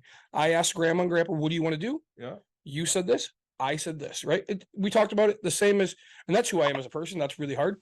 When I went to my school, the school night thing or whatever, Yeah. I was asked School to do board. school board meeting. I was asked to do this job. Mhm. I wasn't asked to do anything else. What you want from me, you asked me to do it. That's what I'm going to give you, right? I'll exceed at what I do in that, like, not other things, right? You know what I'm saying? Like, and again, when it comes to real estate, you tend to be really good at it. Right? Like, I tell Dawn that shit all the time. I'm like, throw me under the bus. I don't give a shit. Yeah. She's like, well, I shouldn't have to do that. I can be the bad guy too. And I'm like, yeah, but you don't have to be. I tell her that here all the time. So she listened to a person she knows at iHeartRadio. yeah, Because they want to do this promotional thing for us. Yep. Now, they're looking at $1,500 a month for a minimum of 3 months. Okay. Plus, they want $2,500 in swaps, which they want to be able to come in and do a session, and they gave away gift cards. I said, so this is costing me $7,000. plus that lost revenue on that $2,500 that I'm giving away. I said, Dawn, to break even on this, I would have to make about it that way, yeah. I would have to make over $13,000 Yeah. in direct sales for this to make sense.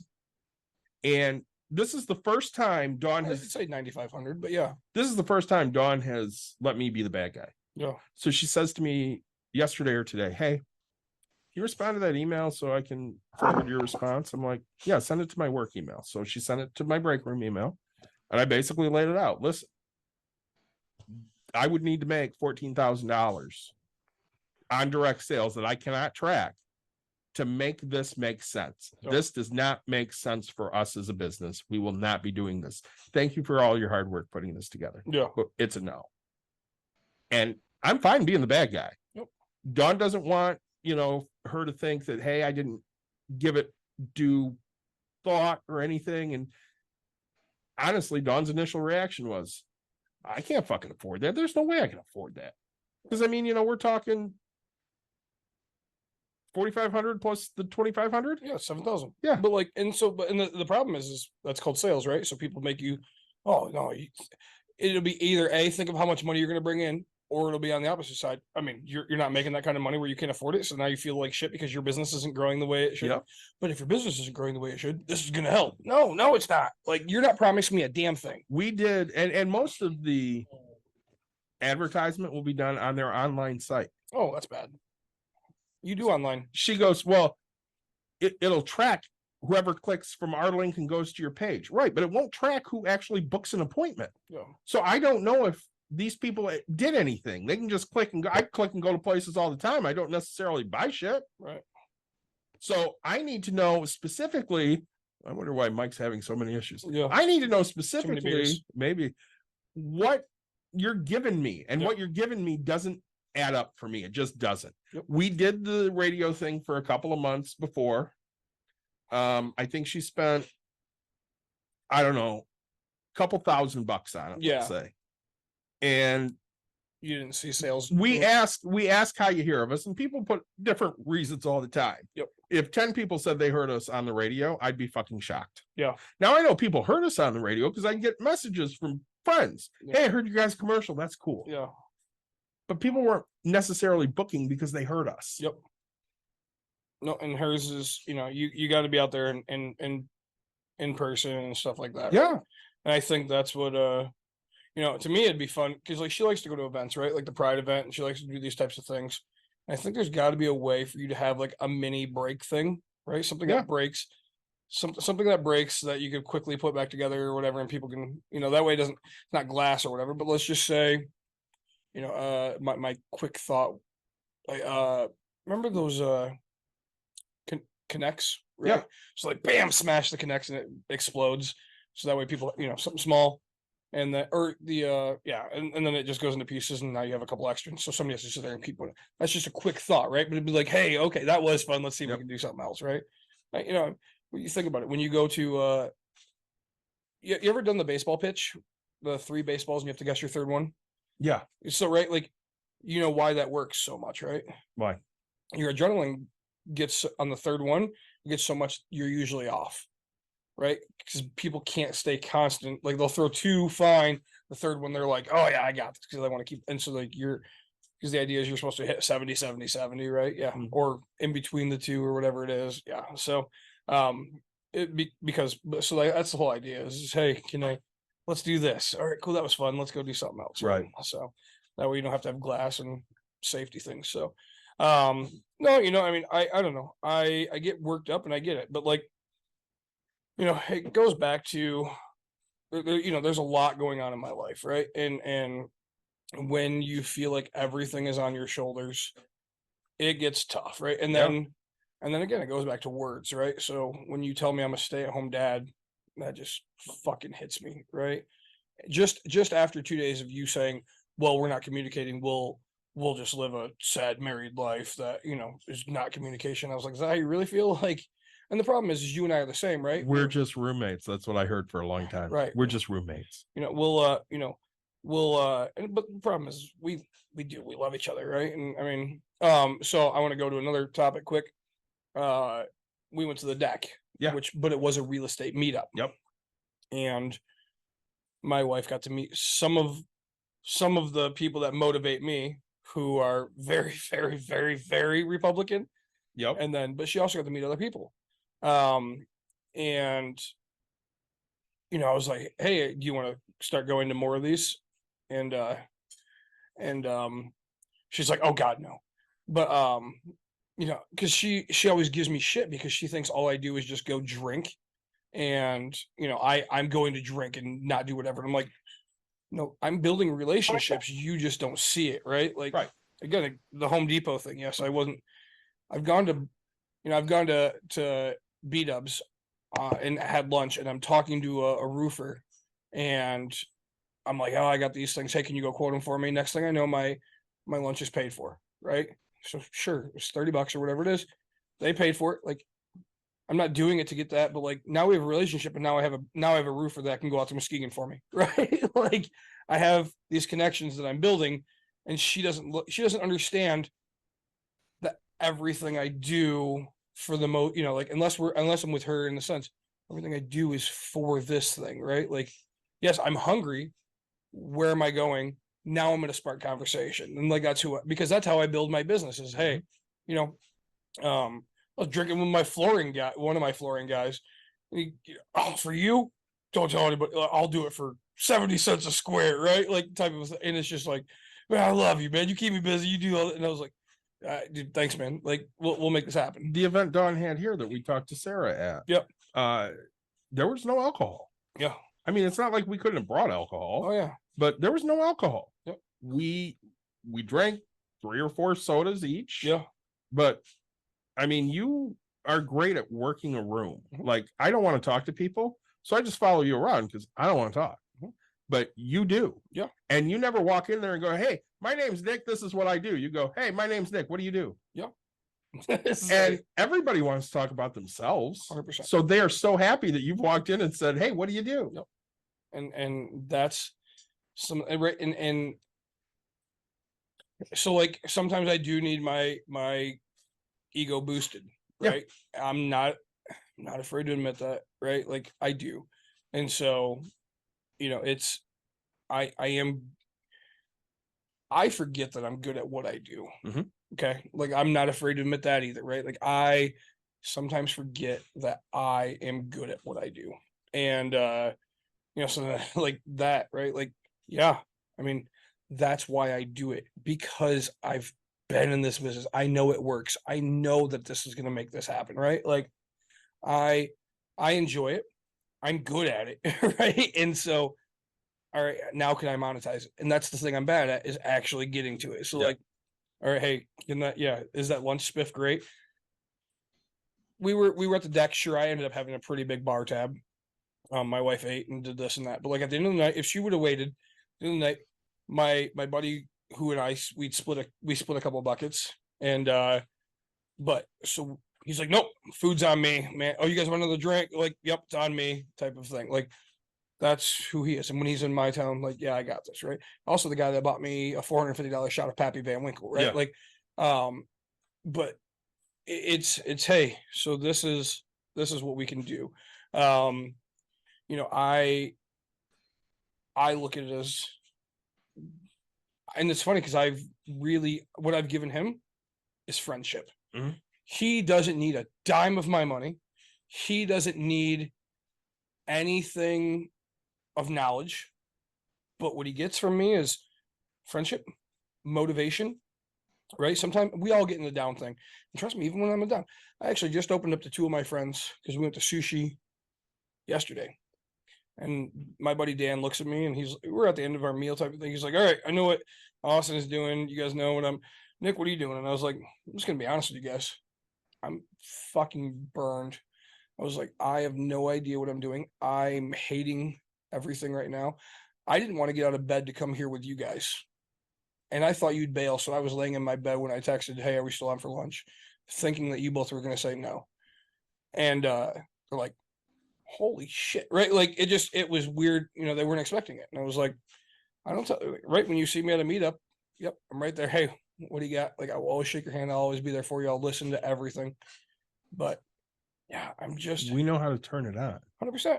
Right. Like I say, and and my problem is when I turn it off, I just want to be off. Yeah. So like you see it. I mean, some of the, what the things my wife wants is like me to be more attentive and things like that.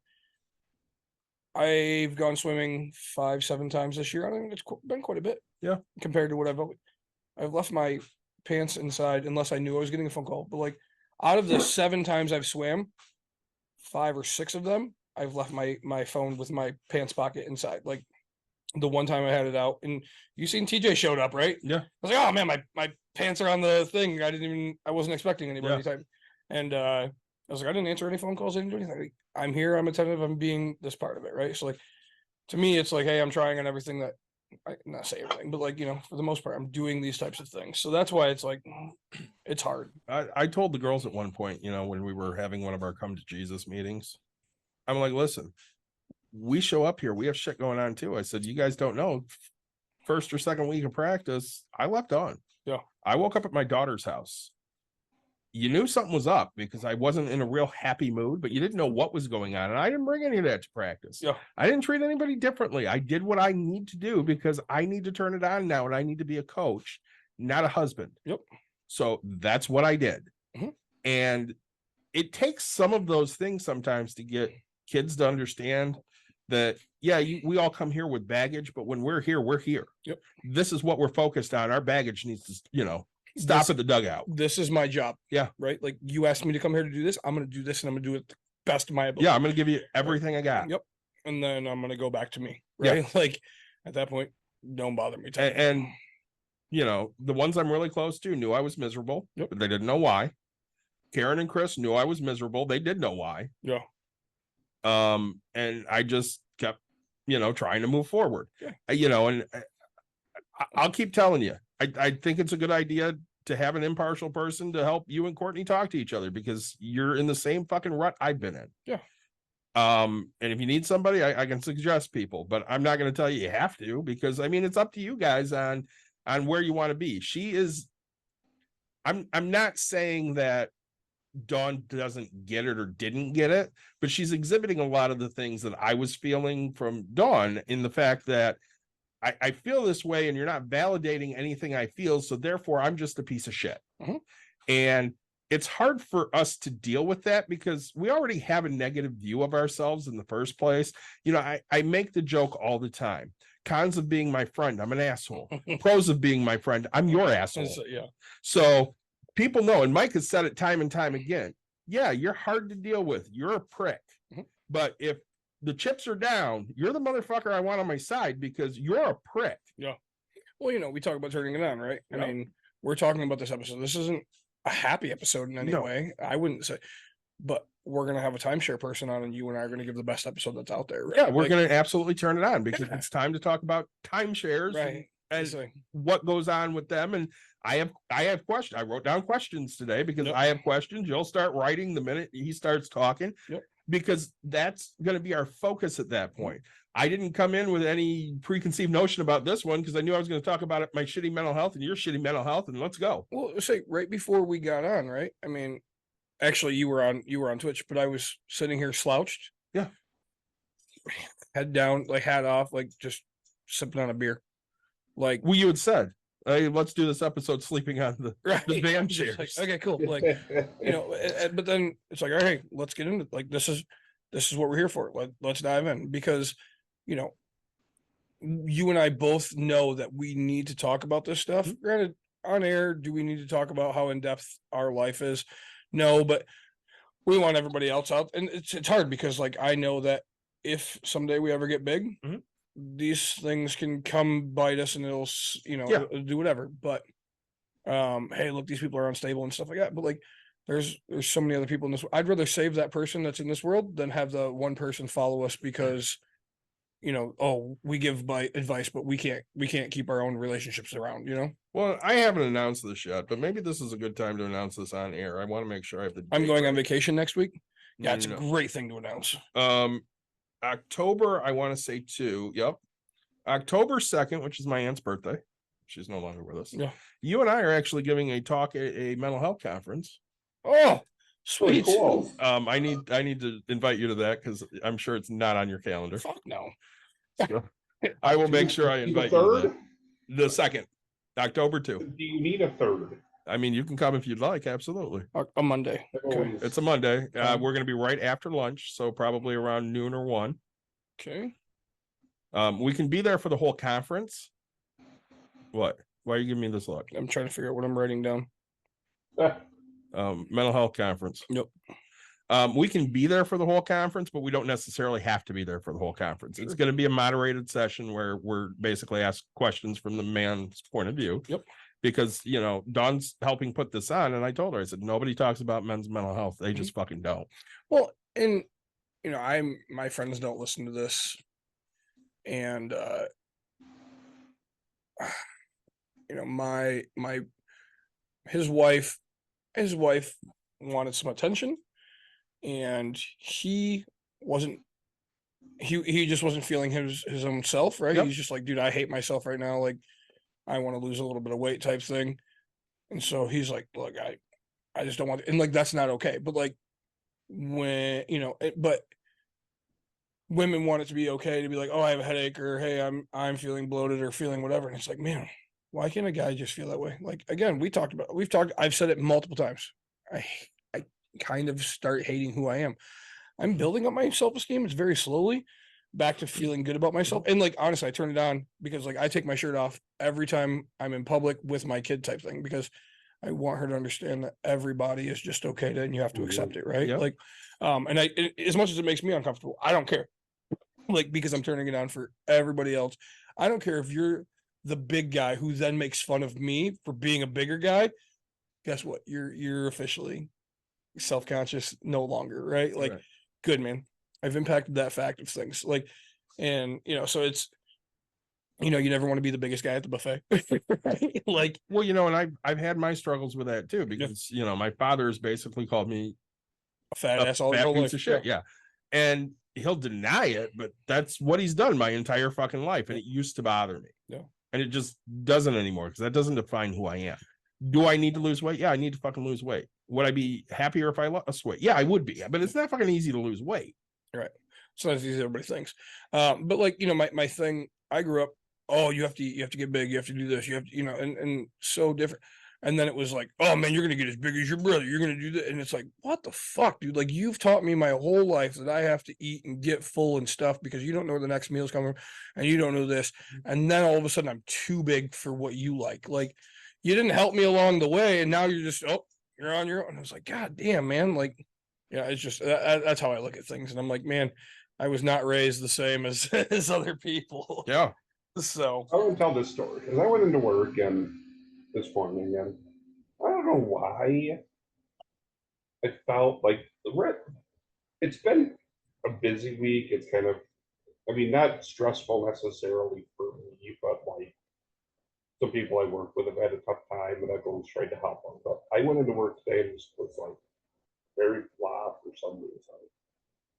And it was like, then I started like talking to some of the people that I get along with really well at work. And they are having a whole lot worse time than I am. And so like one guy, I saw he was in a lot earlier than he normally is. Like he was in by like 8 and he's normally 8:30 to 9 guy. And I'm like, oh, you're in early. He's like, oh, I'm still dealing with trying to get out of, the place I'm living and get a new place since they're going to sell that house, that the condo I'm living in. And we talked a lot about it. And then, he kind of left feeling better that, he opened up to me and, I listened. And then for the end of the day, I'm walking down and one of another, a British guy go, I need to go drinking with him. It's kind of like how we've always talked about we need to go drinking with Lawrence. Yeah. yeah. This is how Jordan is. And I'm like, I could just tell he's down. And I'm like, okay, give me a hug. And he like gave me a hug. He's like, thank you. I'm like, I really needed that. I'm like, I could tell by the look in your face that you were not having a good day. And it raised my spirits to be like, okay, I just help people. Yep. I don't know if I've talked about this on air before, but when I was at Godwin and we did this a tiny bit at Coopersville, I used to require my kids to write a letter to somebody influential in their life. Yeah. And I did this because Oh, sorry. Yeah. You told this one before. I don't know. The girl that was gonna. The person that wrote about you, I ran into at the casino. Which one? Lubbers. Oh yeah. Say. But yeah. But I think you're talking about the one who was gonna like kill herself till she got asked to be on the team. No, that was something different. That was just something we did around the fire saying, hey, tell us something about you that Gotcha. nobody knows. But no, this one was specifically to somebody that, was influential in your life. And I do it because there was a study done by Soul Pancake that they measured the person's mood before they read it and after they read it. And their mood improved so much by reading it, so much more than the person that they read it to, because they felt that pride of making somebody else feel good. Mm-hmm. And I used to tell the girls all the time, listen, giving that thanks or that appreciation is very important for the person that's getting it. But you won't understand how important it is for you until you actually sit there and do it. And, like Mike said, he knew this guy needed a hug and he felt not even talking. I just like, I could just see the look in his face. And I just went, yeah. I just put my arms out and he's like, thank you. And I'm like, and how great did you feel? I felt great. And then literally as I'm walking back to my office, like 45 minutes later, he's in his office. And I'm like, you need another hug before I leave. And he's like, yes, this was good. Because literally right before he walked in, I got another email that just like, they put another like huge dent in my day. I'd already had 2 big dents in my day. Well, and you're not a hugger. I'm not. I'm a hugger I've been a hugger, I think, with my immediate family because we were never huggers. Yeah. But I know, like, there have been times, like, I know, like, when my dad was going through a lot of shit, I knew my mom needed hugs. Oh, yeah. And I went outside of my comfort zone and I did it.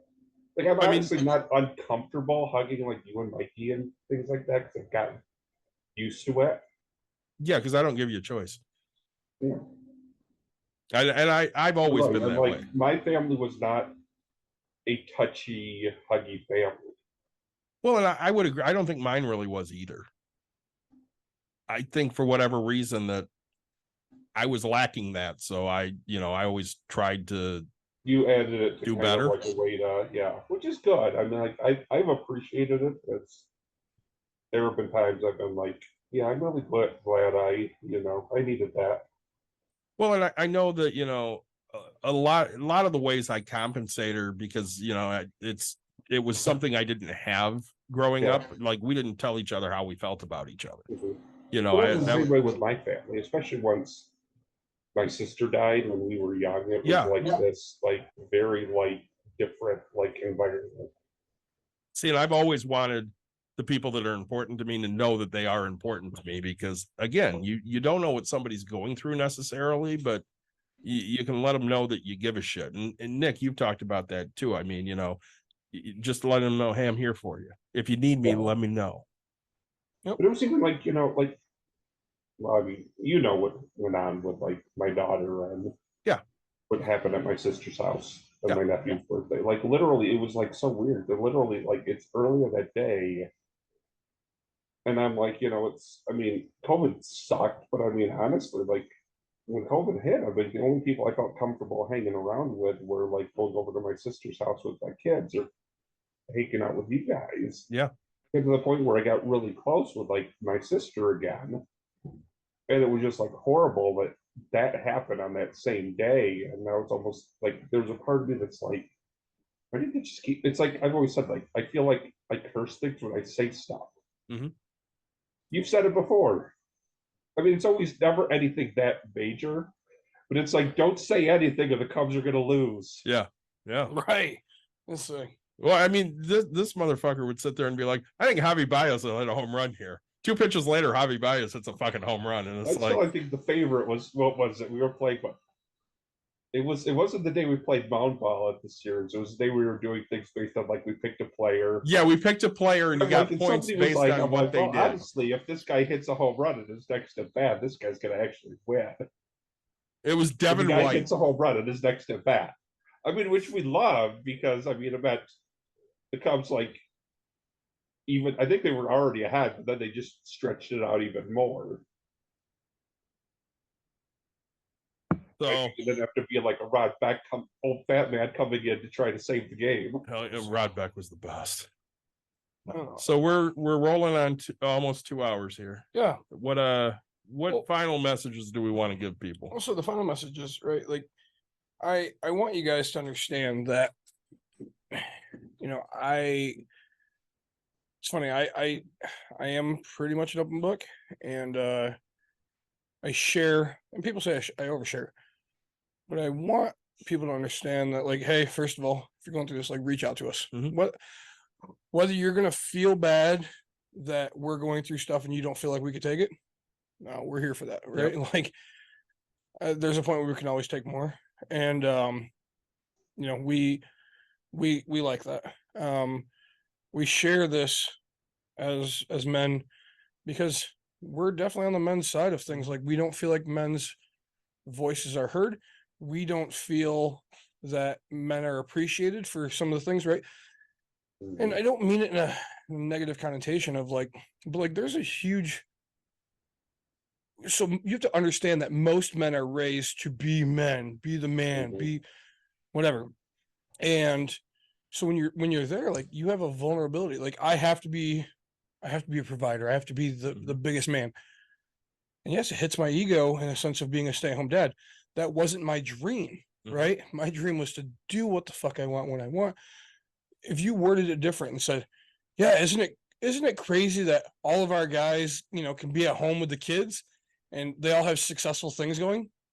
It's a whole different setting, right? Like, yeah, hey, words can be just said so different. So, What I mean, Dawn said that to me yesterday. She goes, I get that Nick's depressed, but he has most things that he wanted. I mean, he literally can do what he wants when he wants for the most part. And I said, yeah, but that doesn't necessarily resonate. You know what I mean? It doesn't necessarily hit home. well, and it's very hard. It's very hard to do it at 34. Well, I think Like, I mean, look at childhood stars. Oh, you made it big when you were young, and now what, right? Like, when you reach what you think is your full potential, the hard part is seeing more potential, right? So like, hey, should I seek help in that aspect? Probably. But like I've accomplished more in my life than I ever thought I would. Right? Like now what, right? And so now it's like I focus on being the best dad I possibly can. I try to be a good husband, but I have to learn that I have to listen more and care more. Like I don't care. Like right again, I have to try to figure out how to get over this whole cleaning thing, and like she wants me to actually help out, but like I'm like, hey, the pool's ready for you anytime. Like this, like I have to figure out how to get her to see that hey, I'm doing these things.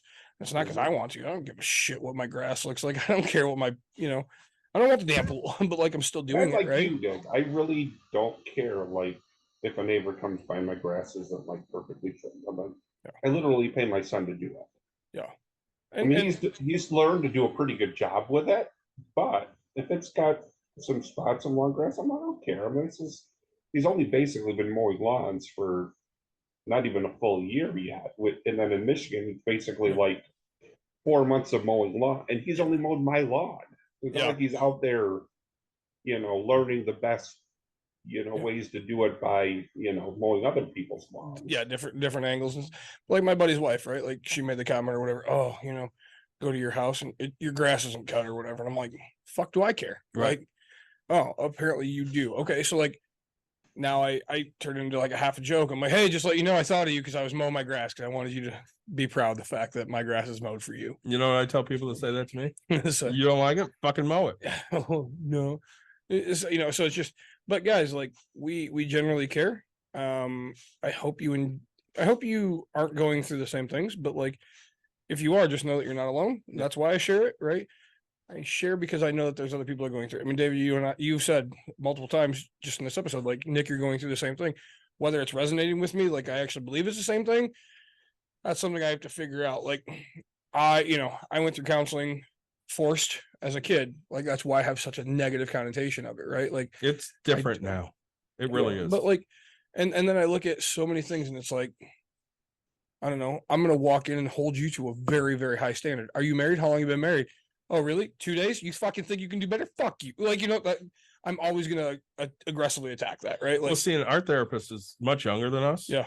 And married, but she'll talk about the fact that, yeah, my husband and I, we have the same types of arguments. She goes, but we start asking each other questions and why are we doing these things instead of attacking the other one. And if we're doing that, it doesn't feel like we're fighting anymore. Now we're saying, this is how I feel. Yeah. How do you feel? Instead of, well, fuck you. You shouldn't feel that way. And you made me feel like shit. You got to reach that point, and it takes a while to reach that point. It does.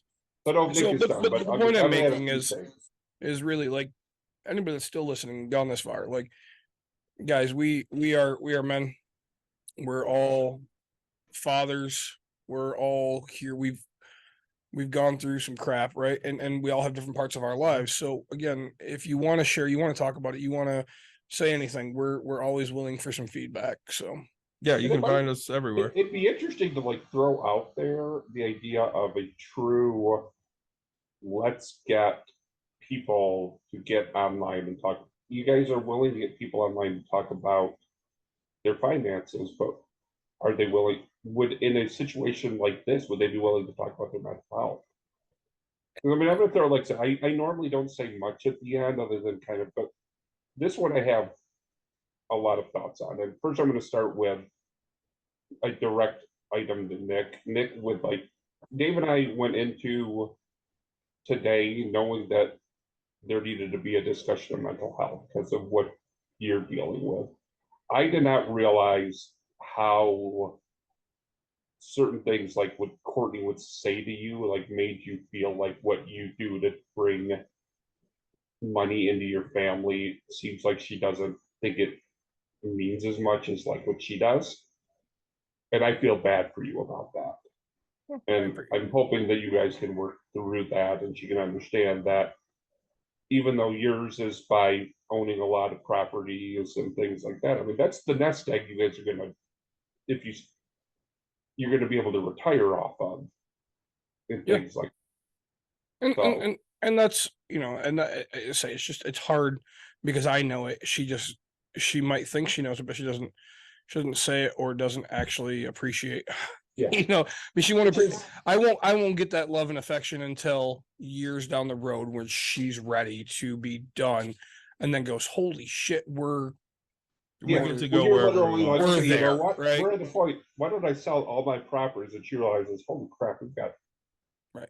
We could retire on a beach in like Mexico for the rest of our life. yeah, it's like we can, I won't have FU money, but I'll be okay. You're gonna have an amount Like, where you can put Emerson through like whatever she wants to do in her future. If she wants to go to college, if she wants to learn a trade, Yep. You're gonna have the money to help her do that, and That's- you're gonna have the money to retire comfortably and not have to be agreed. Neither of you will have to be a greeter at Walmart or Meijer.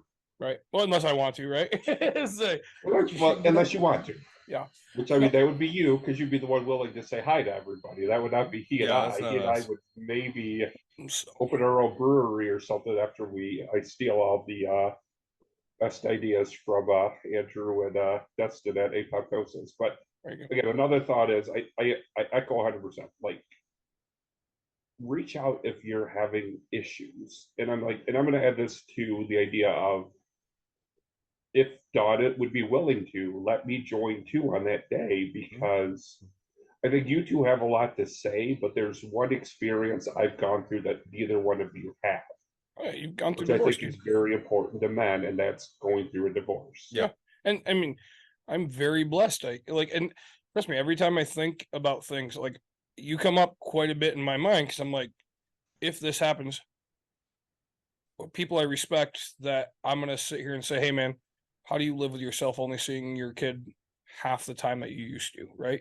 Because It's horrible. That's the people- worst. That is honestly like if I was without kids and had gotten a divorce, you'd be like, okay, it sucks, but right. it's literally the fact that I don't get to see my kids all the time. Yep. And dude, I tell this to Courtney all the time. I'm like, my kid will go to school, and I hate school because they take my kid from me.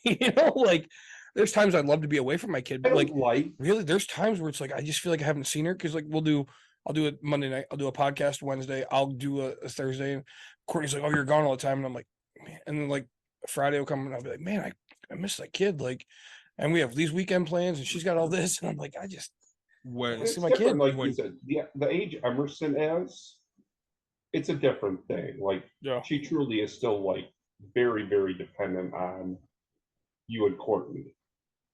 yeah, My kids are to the age where, I mean, they're still kind of dependent, but not as much. So for me, school is not as much about me missing them because I know like they're at that point where like this is going to basically, even if they don't want to do anything when they get out of high school, other than get into the workforce or get a trade or whatever, which is perfectly fine. It's the fact that they're at that age now where it's like this is middle school, and Max now is going to be going into high school, where it's like, my daughter's dealt with a lot of shit over the last like year-ish. yeah, And I feel horrible. And I've told people as I said, I think I told on the air once, I had joined a resource group at my work. It's all about emotional health and wellness. yeah, My first meeting, they were like, it'd probably be good if we had, somebody was willing to kind of talk about their first meeting I went to, and I'm like, I'm more than willing to talk at the next meeting because I've been through so much. And one of the things I said was, you can deal with health issues, you can deal with like emotional issues yourself, but when it's your kid dealing with them, it's a completely different thing because you're literally like, this is the person that these are the people in my life that, I mean, when I say like, I would, if Dave was going into a fight, I would be there with a baseball bat and whatever I need to do to fight side by side with him. But it's like the only two people in my life I would literally like throw myself in front of a gun for are my two kids. yeah. I mean, Well, I'm going to say this, my last thought. There were like 3 years that Caitlin had to go visit Dickhead for summers. yeah, And I hated summer at that point because I didn't get to see my kid for 6 weeks. And I literally didn't want to get out of fucking bed for 6 weeks because I didn't get to see my daughter. And it was fucking miserable. Mhm. I couldn't go through that again. I mean, that was just, for me, that was misery. What I mean, So- it helped. Like for me, I didn't like when I couldn't see my stepkids, but I went into that relationship knowing that was going to be the situation. Sure. You went into the relationship thinking that dickhead was dead. Yeah, I did. Yeah, that was a whole We different. got into the relationship, but yeah. That's for another a couple episode. months in, he mysteriously died, but came back to life. Yeah. It only happened one other time. Nick, hit us. Hey guys, I hope you enjoyed this episode. Not woed the episode.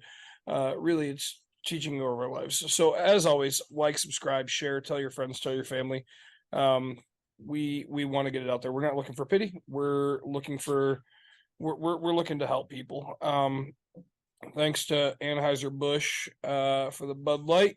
I appreciate it. I'll see you guys on the next episode. Yeah, for those of you on Twitch, we're going to shut down Twitch for 20 minutes and then we'll be right back with you.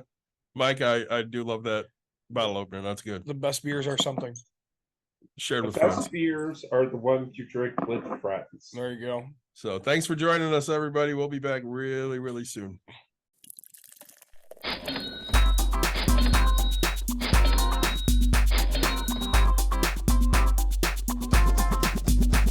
You've dialed in To Box and Brews, you might hear something you can use. like tips on your cash or tips on the suds. You're gonna want to The use smarts of these because stuff. they know the And brews. they know the box, and they know they can't help the stubborn fucks. So listen up, cause shit's not funny. Save yourself some Beer money, bucks, and brews. Bucks and Bucks and brews. brews. Bucks and Brews.